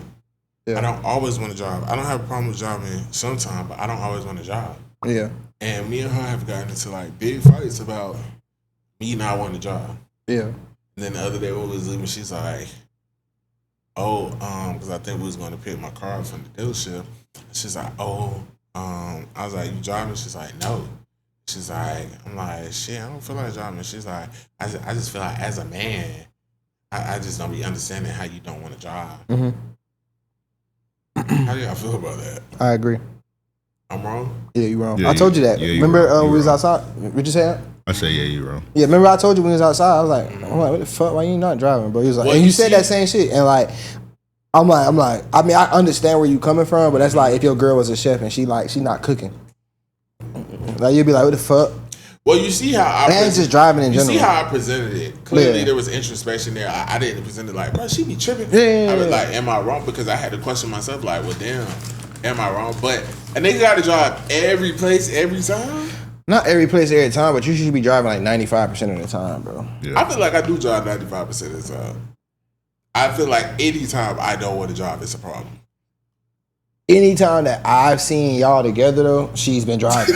Literally every time. I've never seen you driving that bitch while she in there. No, because the times she's had to drop me off to the pod, I tell her I need to do something. Like, get the what it is, what it ain't together and shit. Okay. But anytime that she's picked you up, because that's another thing. You don't get in the driver's seat. We get into fights about that too, because I don't like the way she drives and she don't like the way I drive. So why is it such a big deal for me to drive? And then you want to keep, babe, I don't, put your phone down, I don't have a 10. Put your phone down. Oh, see, I ain't going for all that. Though. Yeah. But that's why you got to drive all the time. So, like, when she hit you with that, it's like, all right, you drive. Like, and that's exactly what I told her. I said, that's why I like driving your car. Yeah. Like, stop telling me how to drive. When you be 10 seconds away from plowing into somebody or like swerving or about to hit pedestrians and shit. The main reason why I drive when I'm with my shorty and everything like that, like, cause I gotta like I don't trust women driving me and shit, bro. Yeah, I just don't. No. Like my mom, I don't let my mama drive me and shit. Like no, like, real shit. I don't trust women driving me, bro. And you know, statistics show that men actually have more accidents than women. I don't trust men driving me neither. I trust you because you a truck driver and shit. Like we done been in the car before. Like I trust you driving me, but a lot of people, I don't just be getting in the car with anybody. Yeah, no, I know. Cause it done been some nights where I see you over there like, all right, nigga. Yeah, you know I got like anxiety about that shit. Yeah. My sister like that too, but niggas getting the more accidents because niggas be like racing and that's why our insurance be higher and shit. And sports cars and stuff like that. But it's so funny, my girl. Different premiums and shit. This morning, she and that bitch, she like, oh, I'm gonna take your car to work. I'm like, why? She's like, cause I gotta get gas. Like I don't have time to stop and da-da-da-da. I'm like, nah, I'll send you money for gas. I don't time, shit, fuck that. Like, not my baby. Nah, I don't care if she drive it, but you know, how are you with that? What? Okay, like her driving my car? Nah, okay, as men who both had Benzes, you know what I'm saying, like in the past, you know what I'm saying, how were you with that, like with women? Like would you let them drive the Benz in your my past? last Benz, I let her drive a few times without me, but I didn't really care, and I felt like the Benz was like on his last leg anyway, so it was like whatever. Yeah. With my new one, I have to take her on. It's a V8 engine, so I have to. Yeah. She ain't never drove one of them before, and it's like she ain't never seen no shit like this. Man, no boss player shit like this before. This is AMG. You know what the AMG mean? No, I just want to take her because I know how my girl is, and like the pedal is very sensitive. You know, it's loud. Yeah, I gotta take her to practice. Especially, lastly, she has horrible road rage. And we fight about that too. Yeah, I don't like that. Because I used to have really bad road rage, but one night I almost had like a shootout with somebody on JTB. Yeah. Long story for that wouldn't have went good. I know. Only reason I ain't doing the bitches with me is she was screaming, it's on my side, he's on my side. What? Nigga, that bitch. Duh, bitch. Nigga shot her. No, I had him up my fine out. Like it was nigga, that nigga was tripping. That nigga was human shield. But yeah, basically my girl got bad road rage and I be telling her, you need to stop that shit. Like, cause it be about stupid shit. Yeah. And then it's like, you want me to have road rage too. I've worked on myself. Like even the other day, she's like, beep down, flash that lights. I'm like, no. Yeah, I don't. I'm like, because clearly they're doing this on purpose. They're trying to box me in. I'm not even finna get into satisfaction. They'll get out the way.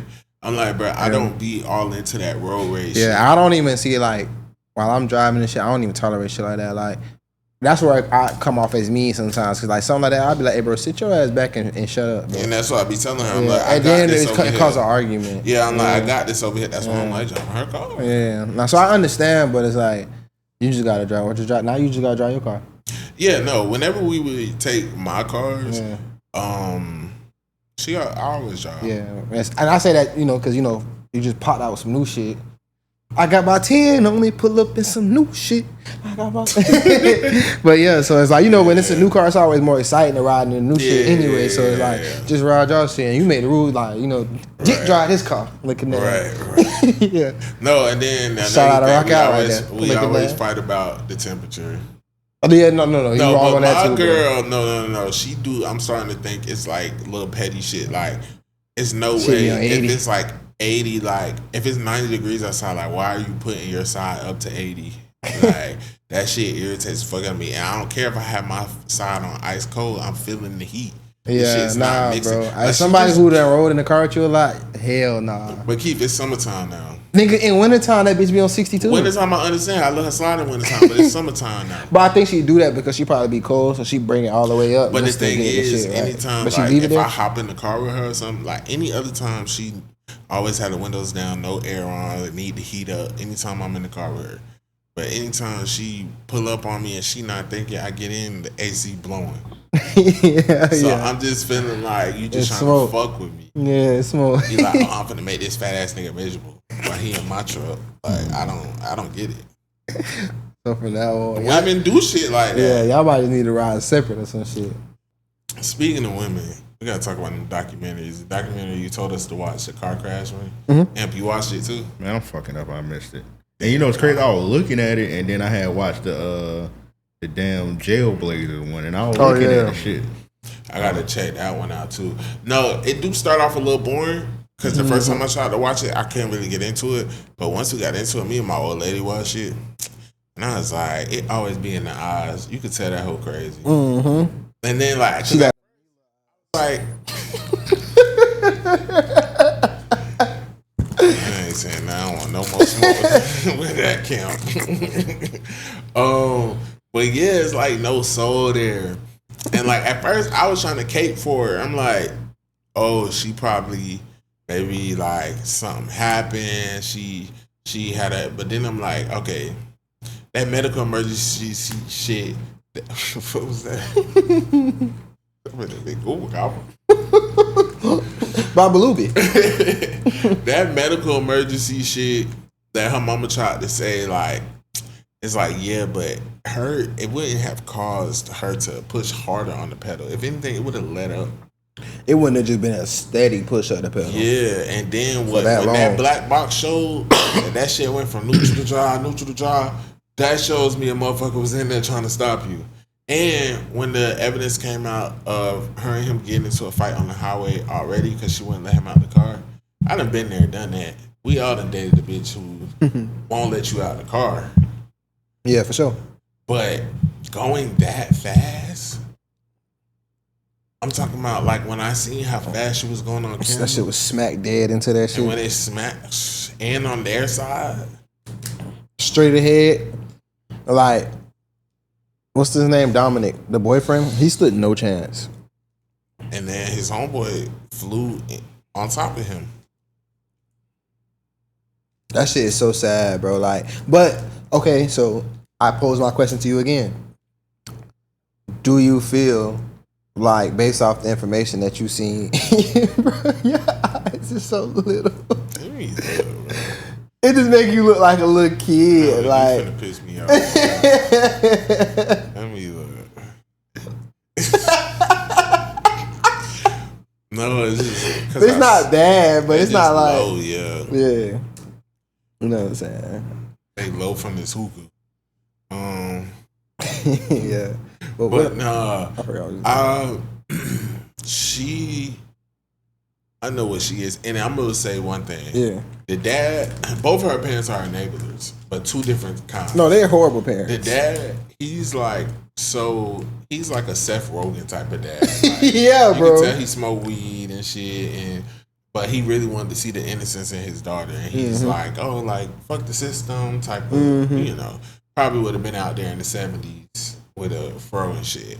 One of them type of white people for the peace. Then the mom, she knows what the fuck is going on. She knows her daughter is a little evil, whatever, but she gonna ride for her child. And that's what she did. Like, she was trying to ride for her child, but she knows she did that shit. She know her daughter did it. You could tell by the way they were talking, like, you can just read them, that he's oblivious and she is coherent and playing her down, but she's gonna protect her child, like type shit. Because he was really shocked when she got sentenced. And you know, the crazy thing was how Davion, her boyfriend's best friend, his dad was like, nah, bro, ain't no fucking way that was no accident. But her boyfriend's dad was like, no, like they was defending her and everything, and then they found out, they seen the video of the crash and everything like that, and found out how fast she was going. Yeah, and that's how it be, bro. Like I told you, like it was hard for me to watch because I experienced, you know, that with my brother or whatever. Not like somebody it being on purpose, but like dying in a car accident. And you know, as more details about it come out, like the range of emotions you go through, you know, like. And one of the main once they the part where they, you know, found out, when they said like when they found out how fast she was going, that's when their perception of the shit changed, and they was pissed about it, because that's exactly how we felt. Like when we found out how fast the nigga was going, like we was like, bro, what the fuck, bro? Yeah, you know what I'm saying? Because you can't help but think about like your loved ones, like final moments in that situation, like what they was thinking and feeling, you know what I'm saying, or if they suffered in any type of way. I will say in their case, I'm pretty sure it was instant. No, for sure. Impact. She was just going too fast. I don't know how she survived that shit. I don't know either.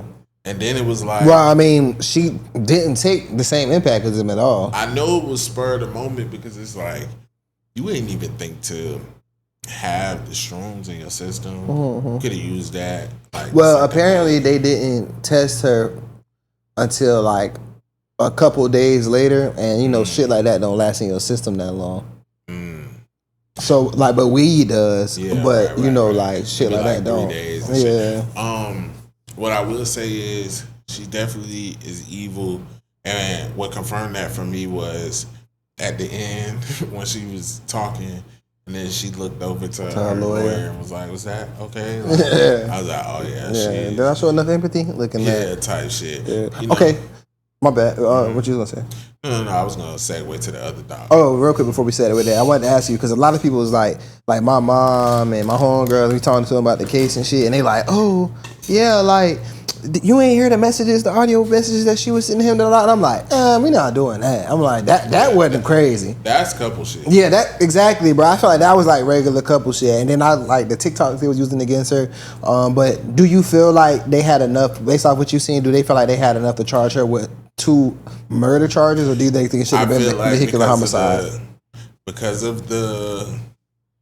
I feel like they had enough evidence because number one, it's how can I put this? Number one, it was not in her system.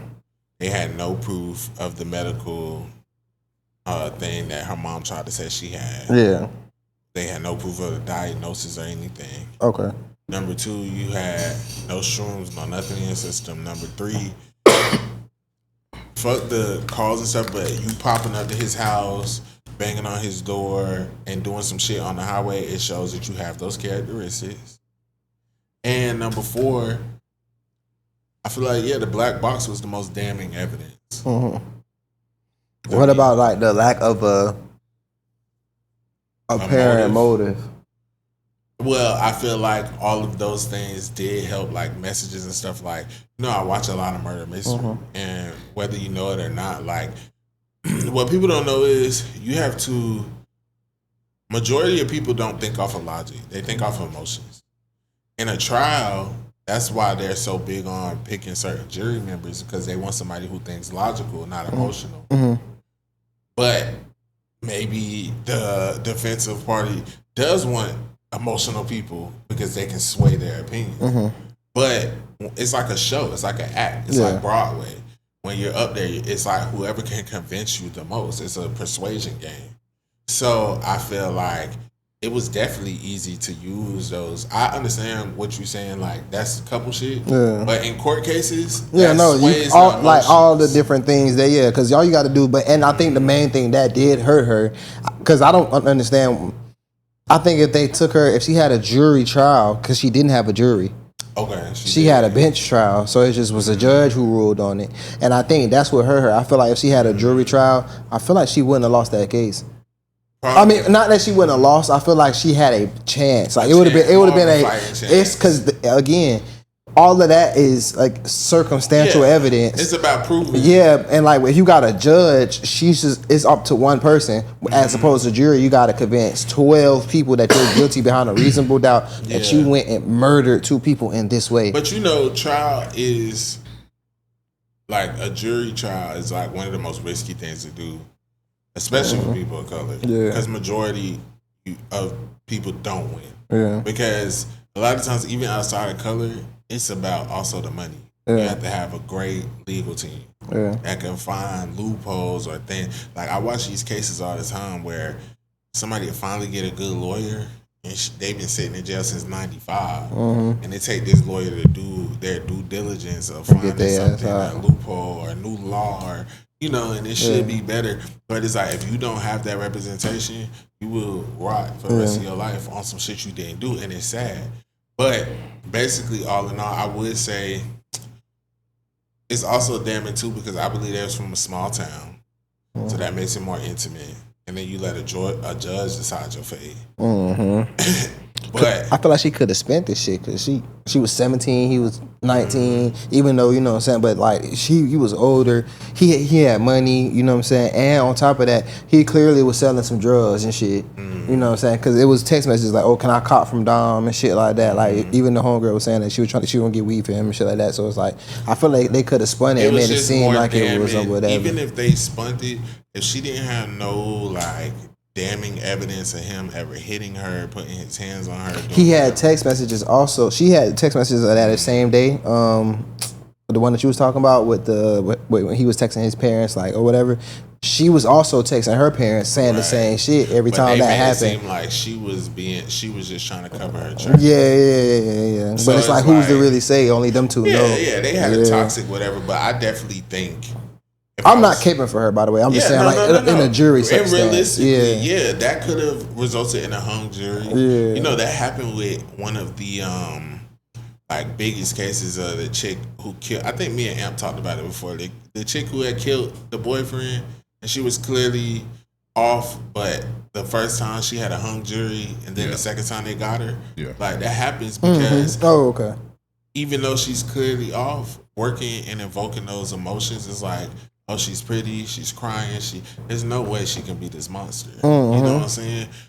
But even getting into the Maternal Instincts documentary, which was crazy, by the way, I low-key feel like she was crazier than that girl. She's fucking nuts. She's nuts. Like that, bro. She's like con mom nuts. But see, it kind of. But con mom got sense.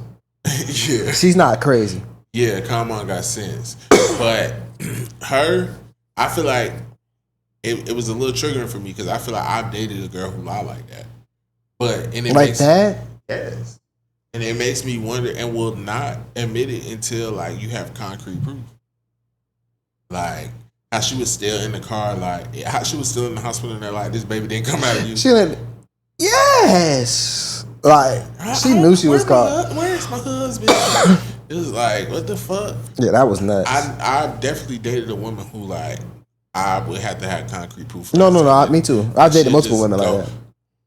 But like elaborate lies too, dumb lies. Stupid shit. It makes me feel like, well, damn, if I had stayed in that situation or tried to be with that person or something, like, how far would she have went to cover up? Because I feel like people like that who be delusional and liars, like they'll go. So it's like, bitch, you really plotted. It was like, fuck it, I'm about to steal a baby and did it. Killed your friend. And cut the baby from her stomach. The only bitch who really wanted to be fucked up with you. Because everybody else seen you was a damn liar. She cut the baby from her stomach, bro.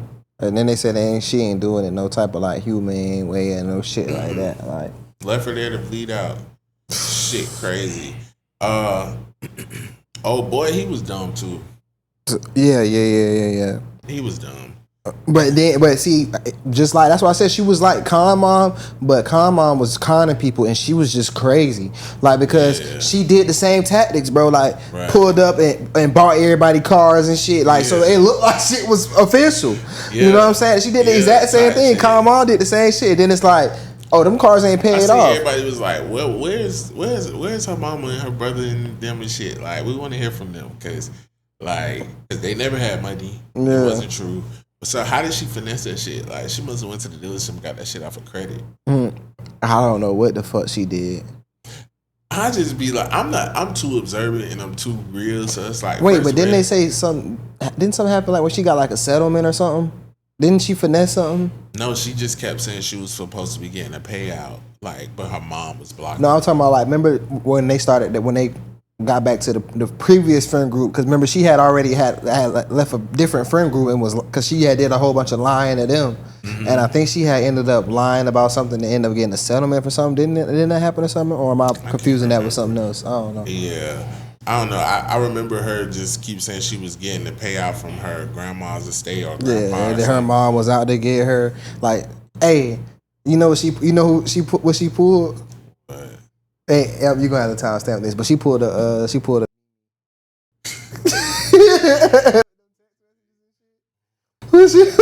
when she was acting like she was her mom.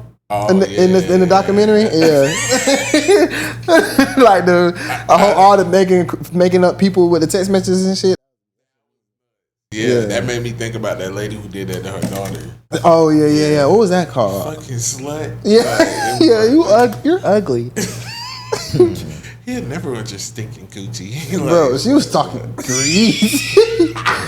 He's never gonna eat that shit from the back. Stanky booty ass bitch. Why are you catfishing, terrorizing, and bullying your daughter, bro? Are these your draws in the streets? How did they get my draw? Bro, every time. Oh, did y'all see? I got another documentary we gotta watch. He's about to fuck. Hey, I got another documentary that y'all gotta watch. So it's actually a show on Netflix called The Witness. And it's a new show they got, and it's a documentary. It's based off a true story, and it's a documentary about the case or whatever. So basically, what happened was, it was a little boy, and he was the witness of his mom's essay and murder. To watch it, yeah. Watch it, bro. It's good. That shit is crazy. It's fire, but it's crazy, bro. I want to watch the show eventually too, but yeah, bro, y'all gotta watch that shit. You gotta watch that shit. Yeah, so we can talk about it. Speaking of court cases and shit, before we go on to the next subject, you know what happened with Karmelo Anthony? You seen the video? I haven't seen the video. Yeah, the video came out. Oh, so he's like, yeah, he stabbed that nigga. I mean, bro, he said he did it, so it's like he ain't get jumped or nothing. Yeah, when you seen the video, it's like he said he did it, so it's like. But he lied and said that he got jumped and shit. He didn't get jumped. Yeah, he didn't get jumped. So it wasn't like self-defense to y'all? No. And he should have. I ain't saying he deserved 35 years. He deserved some time. I don't know about 35 years, but bro, he should have ran a fade with bro. Yeah. Oh, so he didn't even run a fade. He just No, he just got hit and he just went and stabbed bro. And then took off running. Yeah. I didn't see the video. Yeah, bro. He was wrong. Well, I think it was so sensitive because just like a week or two prior to that, the Chinese dude got off for running that. Yeah, no, that is crazy. Yeah, so it's just a sensitive time right now because that is very reminiscent of what happened to, I think her name is Lakeisha, the girl from. Yeah, I don't want us to mispronounce her, like you know what I'm saying, call her wrong shit. But yeah, the little girl back in the day, like the 90s, 92, some shit like that. That incident actually inspired a lot of like. Where was it, Latasha? I'm gonna look it up. In movies of like Chinese people following. I know her last name was Harlan. Yeah, shot in the back of the head, and even and when that lady got off, that was crazy. You know what I'm saying? But I feel like in that day and age, it was more expected for it to be easier for somebody to get off. Latasha Harlins. Yeah. But now with this Chinese man running him down and shooting him from the back and still getting off. Basically, all in all, it's sad to see. It's sad to witness. With the Karmelo Anthony thing, like, I'm gonna choose my words wisely. You know, it's like y'all know how I feel. Like, do the crime, do the time. However, I'm never going to advocate for a young black male to, you know, go. I just feel like, damn, I don't want to say the wrong thing, but basically, I just feel like it's so much that has been done to us. No, I'm just saying, it's so much that has been done to us. Okay, I follow you. In the development of this country. from then to now that sometimes if a black person get off with something like OJ, it is what it is. Okay. Because I feel like they do it on their end. Yeah. Like, I'm not going to bat an eye against it. I'm not going to be like, no, he needs to go to jail. I'm not going to Charleston White this shit. Yeah. Charleston White was actually on Karmelo Anthony's side. Until he seen the video. Yeah, the video, the time you see the video, but you can't. I got to see the video. It's just like. I didn't watch it because somebody said it didn't show the stabbing. I mean, you can't see it up close, no, but like you can see it clear as day on video that like there's an exchange and it looks like maybe the boy pushed him and then he stabs him. Yeah, I just watched. That's not self-defense, bro. I just watched a whole. You can't do that. Little thing about something like that happened, and they was putting the dude out the party, and they was at his car. Him and one of the boys start fighting, and he just stabbed him. But he didn't just stab him one time; he stabbed him 7 times. He thought it was self-defense. Nigga, what? He was gonna get off like, yeah. You just fucking butchered somebody, nigga. You're going to prison for the rest of your He fucking didn't life. take issue with it. He like, it was probably like 2 or 3.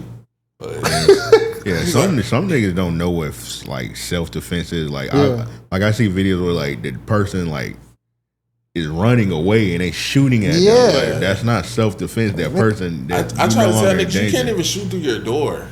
If somebody's trying to kick in your door, you're not supposed to shoot through your door. You can go to jail.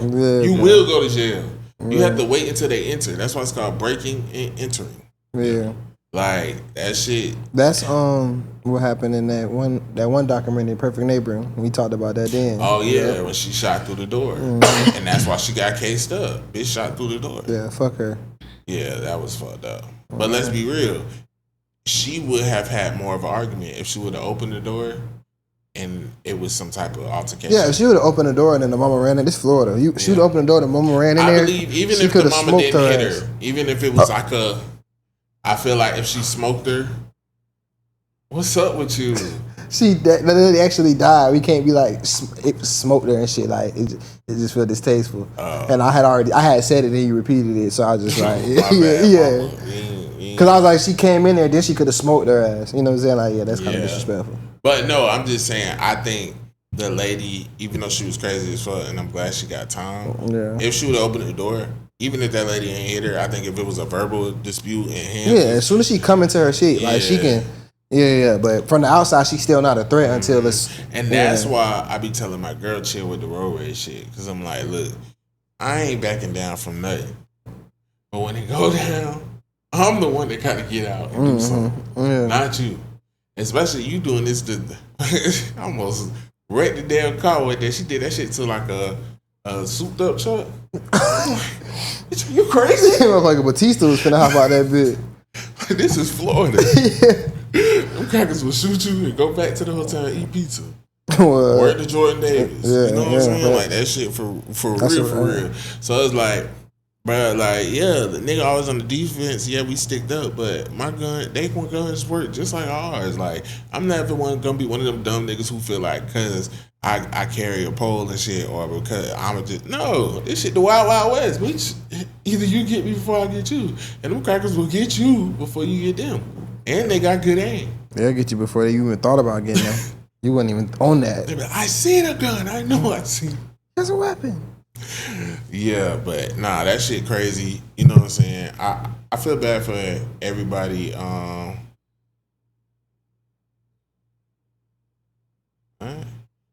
I feel bad for everybody involved and everybody going to jail, except for the people that need to go to jail. But if they free Karmelo Anthony, I won't be mad at it.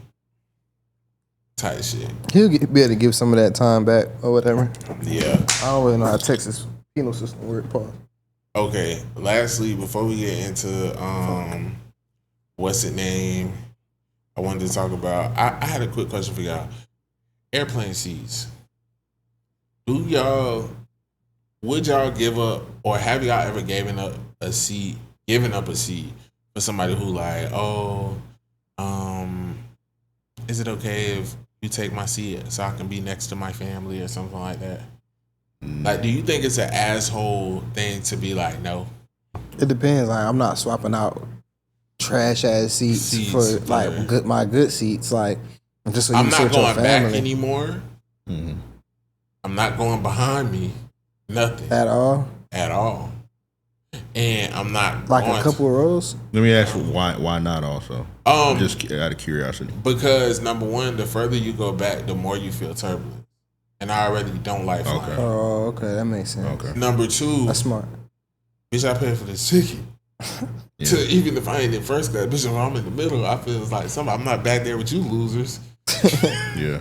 Yeah, no, it depends on how far, but like if it's a couple rows back, I don't mind. But it depends on the seat for sure. Even I can see if you said 1 or 2 rows. A couple rows is crazy. That's 2. Yeah, but I would do like 3 or 4 though. But I feel like your couple is like 3 or 4. Yeah, I would do like more than that though. Yeah. No, you shouldn't. Yeah. I would look back and I'd be like, unfortunately, no.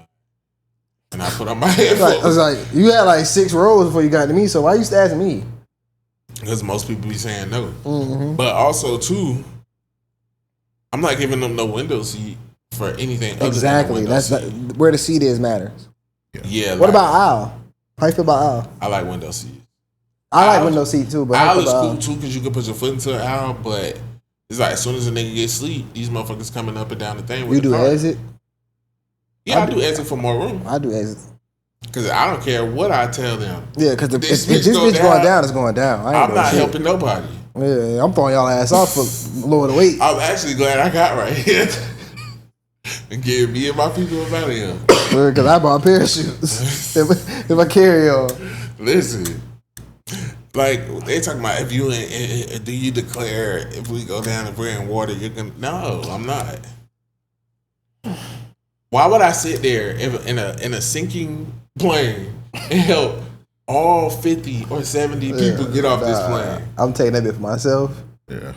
Well, of course you gotta say yeah though. Yeah, you got it. But what are y'all gonna do? Like, if it happens, like y'all can't reprimand me. Like, what's? No, they ain't gonna do nothing then. But they gotta ask you though.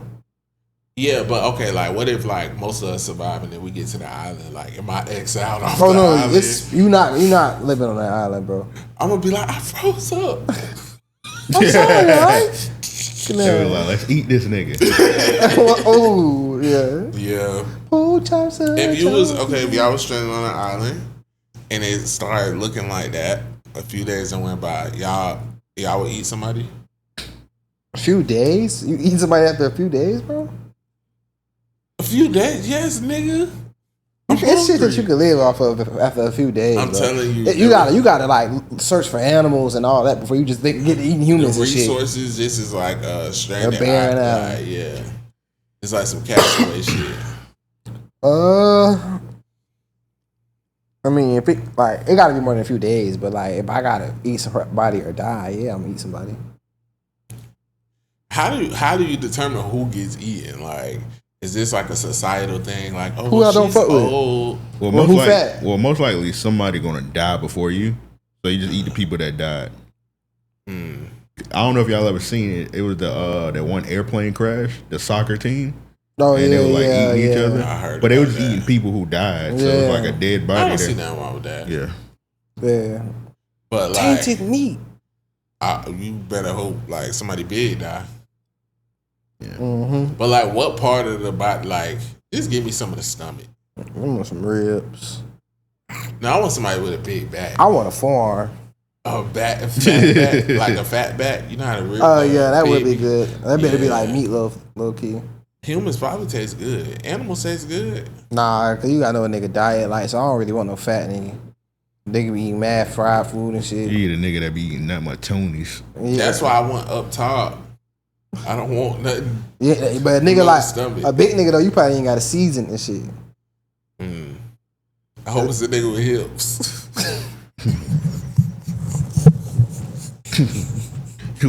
Hey, what's that one preacher that y'all got, Mike Todd?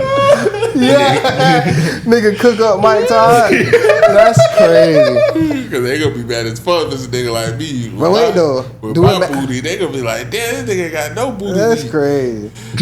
But look though, nigga, would you want it to be a man that you eat? I don't Do it matter? Does it matter? Because I know it's a difference. You know, I feel like a piece of shit eating a woman. But I'm saying though, like when we eat like chicken and shit, woman, I know what we I be want. eating female chickens. We do? Yeah. Oh, yeah, because a man is a rooster. Yeah. If it's a woman, I know what I want. What? But like, just cut me Titty off the coochie lips. Nigga eat a delicacy. Nah, on the island, Nigga do like, the Pringle shit with the coochie lips. If niggas like go for the coochie, it's gonna like show you who mentally out of there already. Yeah, like okay, we need to kill him, eat him next. Bro, you cannot eat her coochie, bro. She's dead. You're already eating the rest of her. What have we become? No, but you know, fingers probably taste good as fuck. They probably taste like little, like, you know, that grizzle part of the wing, the flap. Oh, the little, yeah, the little. It's probably good. Human's probably good. Yeah. I don't know. I'm trying to think, would it be good? This part, of course. Now imagine it's like some thick shit, like one of them aunties, like almost cellulite type. I'm not eating that shit. I don't know. We might do it. I don't know. We talking about cannibalism for too long. Let's change the topic. I don't know. Look at that. But hey, you do what you got to do in them type of situations. Yeah. Lastly, before it was one more thing. Hold on. Oh, I was gonna say, y'all be seeing the Dean and AB shit. Yeah. Them niggas. At first, I was like, I didn't like it. I felt like they was extorting. Well, not extorting, but exploiting AB and stuff. But now, them niggas is funny. No, they hilarious. And Dean actually, he turned his career around fast after them slaps. Had to get his ass slapped around. Nigga, I feel like them slaps were scripted.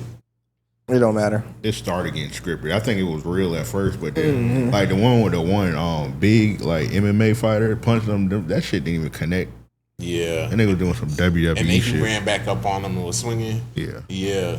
It was on some like, I gotta redeem myself. But I ain't gonna lie, I do want some of it to, I want them to definitely help AB get himself together. That shit not happening. It could. It could, yeah, but he not one of them type of people who trying to change. Yeah, but it's not happening no time soon. Nah, I don't think no time soon. But I want to see him be better and in his prime because he actually a funny nigga. So, yeah. All right, let's get into what it is, what it ain't, real quick, so we can get up out of here.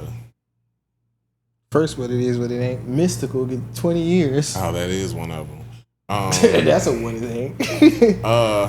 What it is, what it ain't. I don't know if y'all seen the video of the white chick that stole the New York Knicks designed trash can in New York. Oh, yeah. So she worked for JP Morgan. She was a Chase executive, and they fired her after that went viral. Is this what it is, what it ain't? That's what it ain't. What the fuck? That shit ain't got nothing to do with it. Of course, I want to say that's what it ain't. For taking a trash can? But I will say, if she was a Chase executive for JP Morgan, that means she was pretty high up in the rankings. So fucking way. Yeah, they said she was making $300K a year. Yeah. She'll get another job. Knicks up, pussy. She can go to Deutsche, nigga, New York. when you are associated with a Fortune 500 company like that and possibly your face is used for meetings, seminars, all type of other things, you're not just behind the scenes, yeah, you can't. And you know, people will dox you too. Yeah, that's some whole shit though. Yeah, but I mean, I'm not shocked because that's just the way the world works. Yeah. Fuck them, I'll spin their face. All right, number 2, what it is, what it ain't. I don't know if y'all recently seen that couple. They're like a TikTok couple, and they told their journey about basically decided to end the pregnancy because they were told that the child was special needs. I saw that. And they got like a lot of backlash about it. How do y'all feel about that? That's what it ain't. That's fucked up. What? Them doing that, ending the pregnancy? Yeah, terminating the pregnancy because it was like, just put the baby up for adoption. Or how about this? How about you just don't tell us what you did? That's how I felt. I felt like, I don't feel like their decision was wrong because I feel like I'm a logical person and that's like a decision that you can make if you want to. You know, that's your life, your whatever. You know, me personally, I don't believe in abortions. You know, I would take that route too. Like, if I really felt like I couldn't do it, I would do the adoption route. But all in all, their life, you know what I'm saying, their decision. But you have to know, if you're going to be a content creator, if you're going to share certain personal parts of your life, you have to know that there's going to be repercussions behind it. Yeah, like you gotta know what it come with. But if you know what I'm saying, you also gotta be willing to stand behind your decisions and shit. Like, cause me personally, I agree with them. Like, I would cancel that bitch. I'll make another one. Like, but not in terms of like because of that though. But it's like as somebody who had a kid, I was tasked with that choice. You know what I'm saying? Like, or that the thought of having to make that choice because at a certain point that testing gets done and they can tell you beforehand. And like that's a conversation that you have to have, and that's like at 21 years old. No, I don't. I would not have made the choice to have a special needs child on top of trying to have a child being that young and in college and all this other shit. And I feel like it's like a. And let's be real, like who really adopted? Like, what's the likelihood of that child getting adopted? A black special needs child. Like, let's be real. That's true. Like, so I'd rather just not. I feel like my argument for it is I know multiple people, especially black young women, who have been told that, and then their kids come. I do too. My goddaughter is actually one of those. So like, and it's like, oh, okay, like God has the last say. So it's like always that what if, like, well, what if it wasn't, because even like my cousin, her son, she was told that about, and he was having some medical problems in the womb, but when he came out, he is overcoming. I call him baby genius. He's like one of the smartest kids I know. Like that nigga was like 3, smart as hell. Yeah. Like, and he got the little glasses and stuff. Kingston, he's so smart and cute. I'm like. Yeah, I'm so glad that because there were pressures there of people telling her like, well, you might wanna. She's like, no, my baby's gonna be fine. And yeah. So I understand both sides. God definitely got the phone to say, yeah, for sure. Right. And then there was a girl who had went viral too because on Twitter somebody was like, what's a valid reason why you want to date someone? And she tweeted, she said they have a family member with special needs, and a lot of people was like, oh, that's her choice. Some people was like, that's fucked up. I understand. Yeah, I don't. Yeah, because it's like genetically that's in your family history, so it's like that's the likelihood of like if I fuck with you, like our kids will probably have that same thing. I understand that. I won't say it's a deal breaker for me, but if I love you, I love you. I'm gonna rock out with whatever. But I understand anybody. It's just like. People who have sickle cell type shit, they're not supposed to procreate. It's like that's crazy. That's a crazy thought. No. I'm not saying like it's a bad thing to say, but that's just a crazy thought. If you have sickle cell trait, the person you procreate with, it's like certain blood types. You gonna pass it. If you got both, y'all. But did you see that somebody just got cured of sickle cell? I seen that. That's crazy. Cool. But I wonder how real that is. If you found the love of your life and y'all have been told that procreating together, your child is most definitely gonna have sickle cell and probably suffer all of their life with that. They'll be able to lead a normal life, but they'll always be sick. Yeah, I don't know enough about sickle cell to really like. It's a very dreadful, painful disease, and it's predominantly in the black community. Yeah, I know that, but like I don't know like the kind of like the effects of it. Like it's when your day-to-day red blood cells they turn into like while they're circulating, instead of being in their regular shape, it's like this shape that makes it very painful for them to pass through the veins. Oh, so it's just that's like, that causes the sickness. Yeah, so they're like always feeling pain. And then, like, until sickle cell became a bigger issue, a lot of doctors and it was like a lot of medical malpractice. Yeah, and they thought they just wanted drugs and stuff because they're always in pain. But yeah, it's a horrible disease to have. Yeah, this lady I work with, her daughter got sickle cell.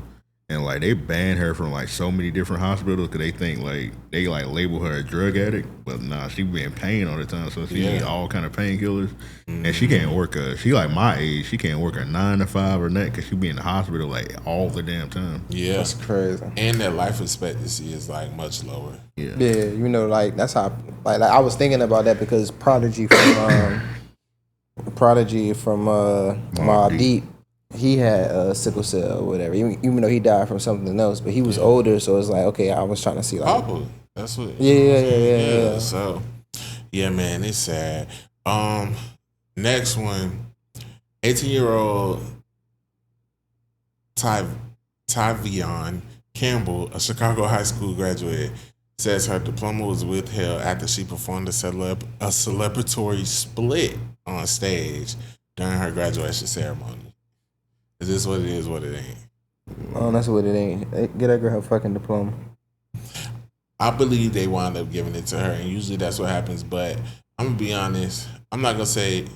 No, I'm going to say that's what it is. If she wasn't doing a split and then a twerk or slamming her coochie on the ground, I feel like that's okay. No, listen, they give us fair warnings before graduations on what not to do. But nobody listens to that shit. Yeah. There's no way she the only person who people did have been listening now because it's been repercussions put in place where they will withhold the diploma. They told us the same thing. They eventually give it to you. Yeah. But it is a ceremony, and people have to realize everybody wasn't raised how you raised. Everybody, this is a family event. Is that high school or college? Do they say high school? High school. Okay, it's a little bit more understandable. It's a family event. You could be a minor. Here. Yeah, you doing splits. It's all the time. I never been with the antics. Like, just go up there and whatever. You know, they clearly told us like, do no whatever. Now, one thing I will never get with is telling the parents and people that they can't cheer for their child. I don't fuck with that. You know, I feel like they'd be like, oh, well, it takes away from, well, why y'all rushing the ceremony? Yeah, just wait till they quiet down to say the next name. But twerking and doing splits and all this, I feel like that's what it ain't. I mean, that's what it is. Rapper Mystical was sentenced to 20 years after pleading guilty to raping a woman.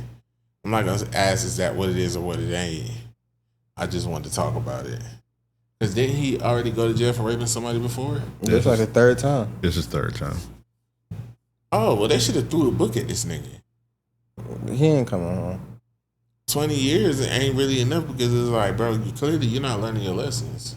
They gave him 20 because he pled guilty, so it was like a plea deal, but he shouldn't even got that option. If it's your third time, you're a serial graper, essayer. So like, yeah, you gotta go to hell. I came in with my dick in my hand. Be cool. All right, two more. Bro, he got a song called Pussy Crook. Yeah, no. He every time sick shit start coming out about people, if you go listen to the discography, like R. Kelly, I listened to like that nigga first few. I was like, oh, like his whole albums were about sex. Yeah, nigga, sex deviant. Sex. Like, and he illiterate deviant. He's saying it in the shit like age don't matter, like all type of shit, like just sex. Shit, even with Diddy, like.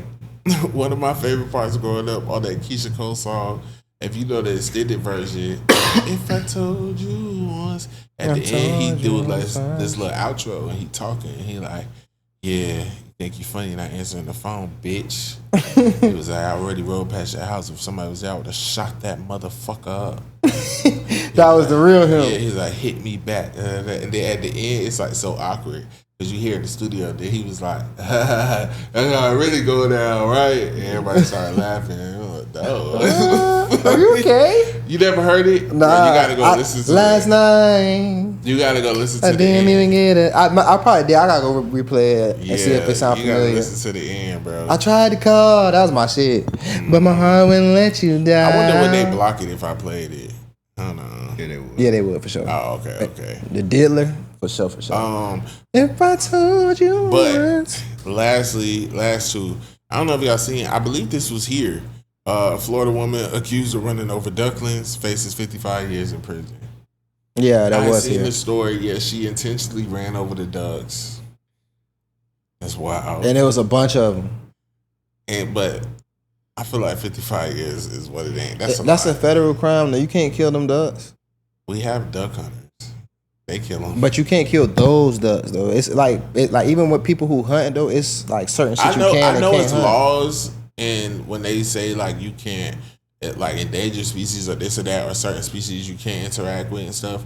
But I just feel like 55 years is nuts. If it was one of them, it's nuts. She killed a whole bunch of them bitches, and then backed up on them bitches, and then went forward on them bitches. No, she did. Yes. For real? Yeah, that shit was that deep.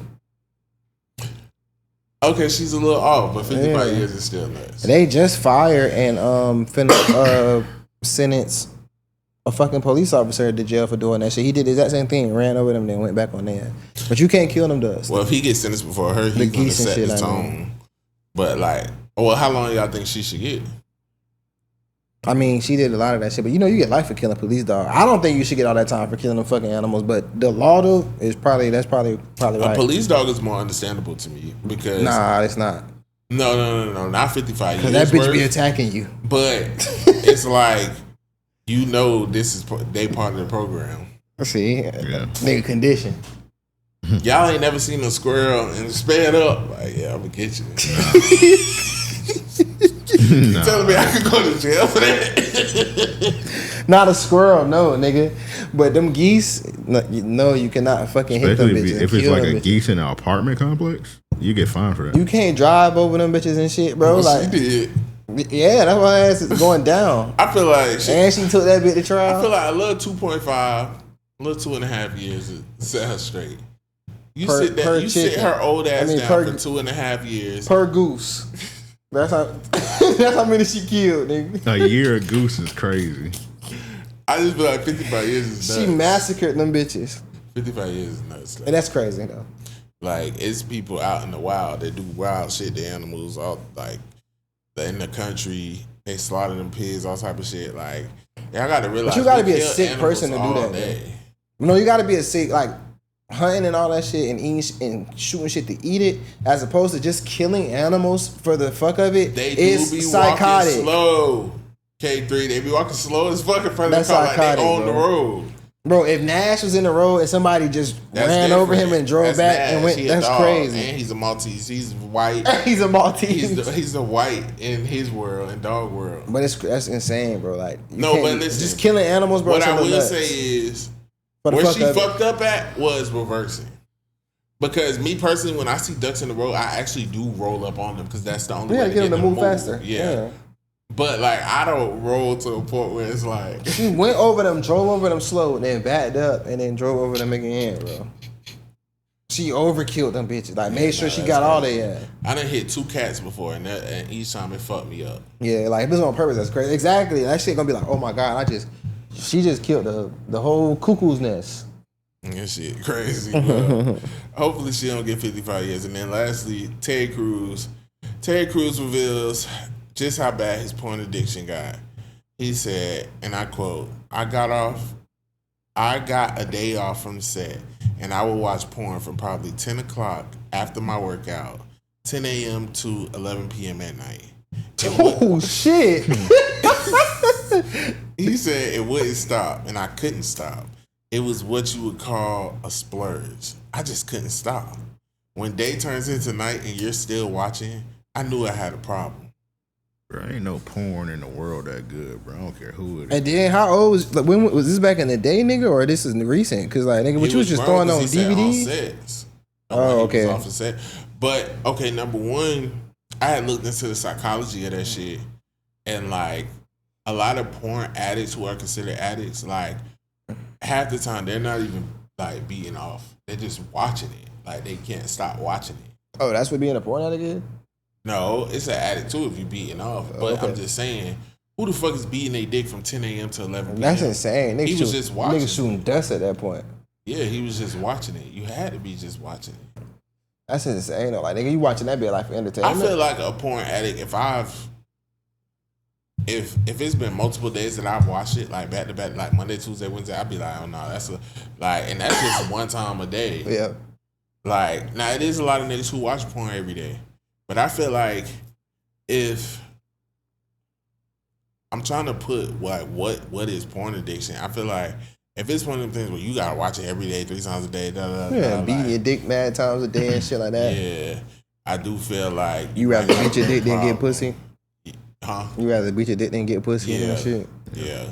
I feel like everybody done been there before, but rather beat your dick than get pussy. At like one point, no. Not rather than get pussy, but like it's on some like you not trying to fuck, so you may have gotten out of like a bad relationship and you just like fuck these bitches. I'm focused on me. I'm trying to get money. Mm-hmm. And everybody done did that. I feel like everybody done did that. Yeah, nigga. No. I know how you. No, he trying to bait me. He like. I'm waiting for you to finish, bro, because I ain't know where you was going. Because the way you was delivering it different. You said it like rather than get pussy. Like you don't want pussy. Yeah, I'm like, hey, I'm just saying you're not going out your way to fuck. Yeah, you just kind of in the zone. It felt like you was breadcrumbing me into a trap. No. That's all you know. You know. No. You just get out of a relationship. Don't want no pussy. Or it has been some times where it's like you've been fucking the bitch for so long, you be like, I'd rather just jack off. I don't want no pussy tonight. Like, hopefully my shit don't even get hard. Shit, I never experienced that. That sound like hell, nigga. Nah, that's how married niggas live. Yeah, bro. Let's be real. Nah, married niggas been a bit. Please, man. Let's be real. Coochie. Yeah, no, for real. And let's be real. Like, not only I've been hitting the same coochie for 10, 20 years plus, but you want to act stingy with it, and then y'all wonder why niggas cheat. Like, yeah, I don't get the psychology because like when I had got married. Before we got married, bro, we was having sex every night. And as soon as you get married, like, why? Because they got what they wanted. That shit don't make no girl, sense. Don't you she got the ring. Get to you can see why I'm not married now. Comfortable. And then sometimes y'all just go through spurts in the relationships where y'all just not having that much sex. Y'all might be working a lot, whatever. Or sometimes it's her. Or very rare, very seldom. Sometimes it's the nigga. Yeah. Typically, if it's the nigga, he probably got an STD from his side chick. Yeah, he doing that wear off. Yeah. But little pill. Yeah. Little chill pill. So I don't have a shout out rock out today. Cause y'all ain't been writing in since we gave them enough, bro. We gave them enough. Yeah. But before we go, hygiene tip of the day. Hygiene tip of the day, serving it up Gary's way. Man, y'all clean behind y'all ears. That's a good one. Make sure y'all clean behind y'all ears. And I don't know why, like, because your ears stink. I think my body changing or something like that. Like, your shit been stinking. No. My but earrings been irritating me. And I'm somebody who I don't never take my. I can sleep in earrings and all that stuff. Like, it don't bother me. But like, they be irritating me. Like this one, like you see how I didn't even realize I didn't have that one in. Wearing them when I was younger because them bitches used to like irritate me and break me. I got real sensitive skin. So yeah, but now these days, if I had talked to my shorty about it, but she told me she didn't want me to get them.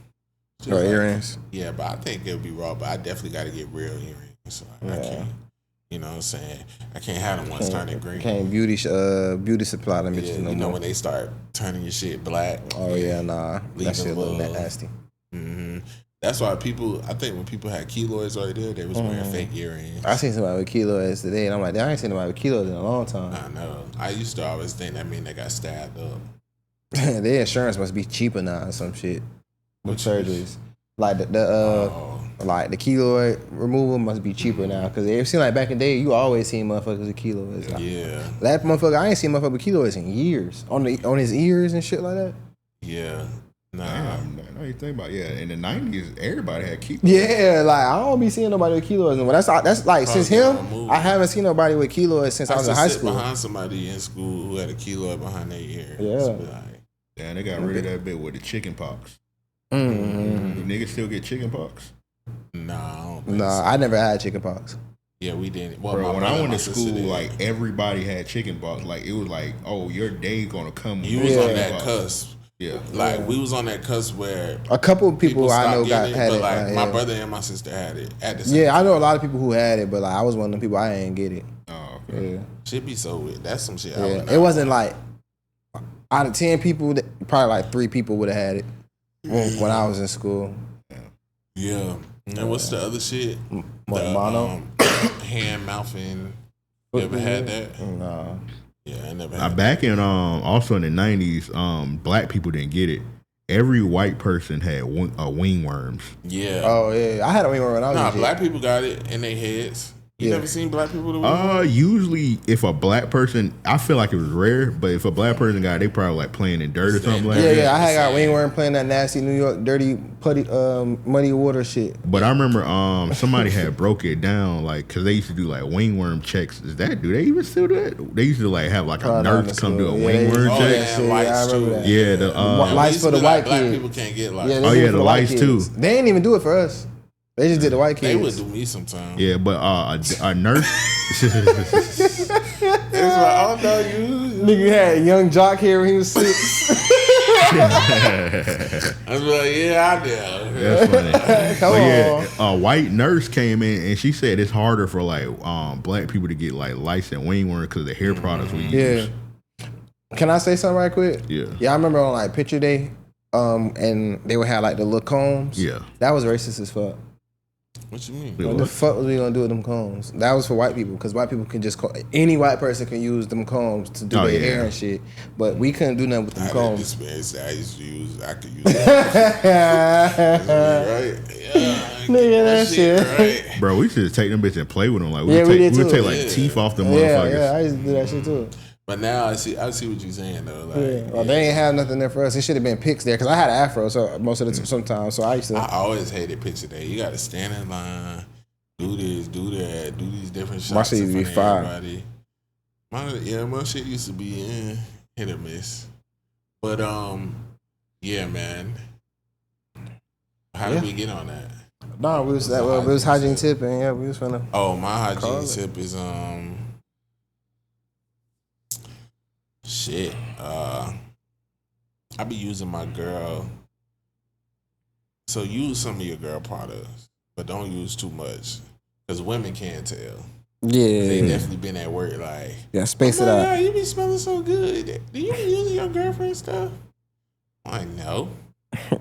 What's all me? But yeah, no, because I definitely on that EOS now.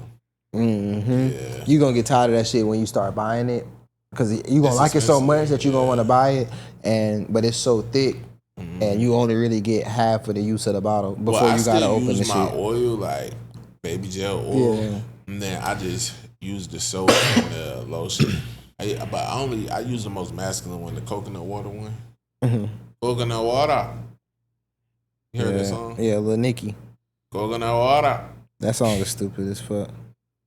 I kept saying that one day at the house, and my girl was like, "What the fuck are you saying?" Like she was getting irritated. Shut the fuck up. And then she had just went to her sister's house the other day, and all her nephews was like, "Coconut water," and she was like, "What is this song?" Apparently, it be on the radio. No, I don't know that song. I don't really listen to the radio, so I don't know. Yeah, no, that's a TikTok song if I ever heard one. Yeah, nah, but yeah, man. Yeah, I feel like we were supposed to address something. Or say something. I don't know.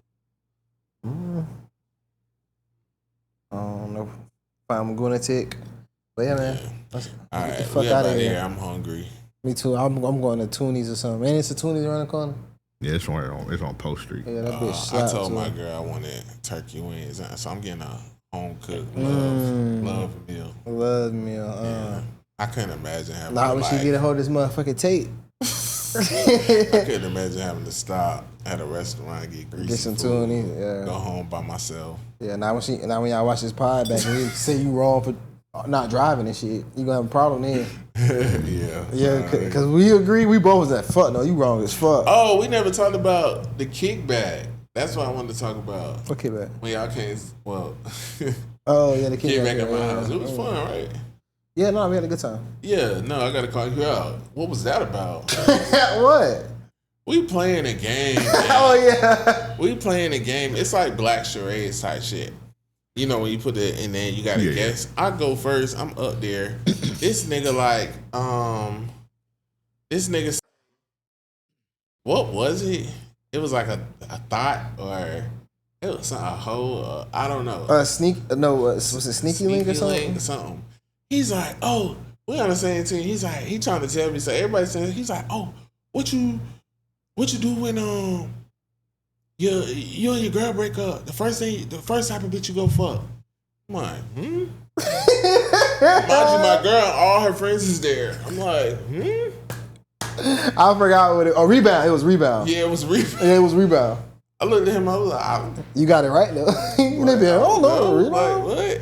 Then he said some other crazy shit. I'm like, somebody's trying to set me up. No, the other crazy shit I said was, one of them was like, one of the categories was women history. Oh my God. And then he was like, should we do women history? And I'm like, women history, what's that?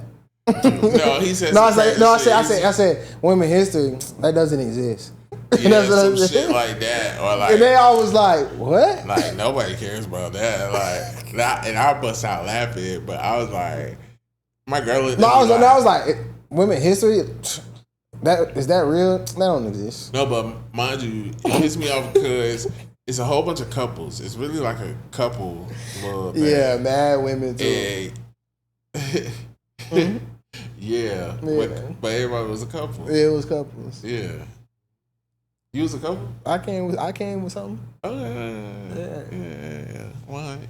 I'm a dog too. Shout out He sis. talking about 100. Shout out sis, man. Shout out sis.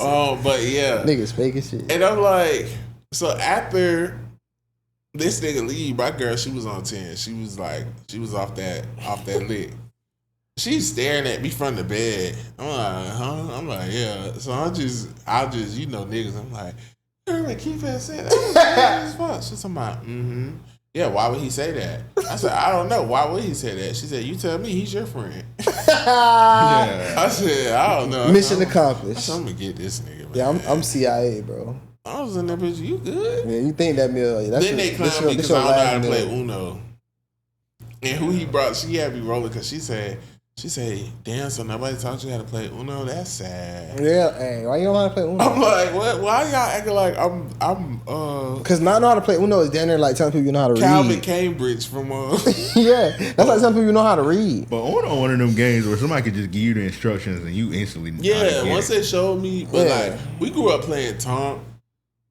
My aunt taught me how to play dominoes. I just won, homie. I never been a big Uno. Yeah, I love dominoes. And we played Mancala. I beat a nigga ass. Nah, I ain't gonna lie. Me. Why you ain't play spades? Okay, you can pop it. That was one night. Relax. Yeah, well. We could set up something on here and really get. I think there's some cards in here. He talking about Mancala. He tore my ass up in Mancala one night. I ain't gonna hold you. Yeah.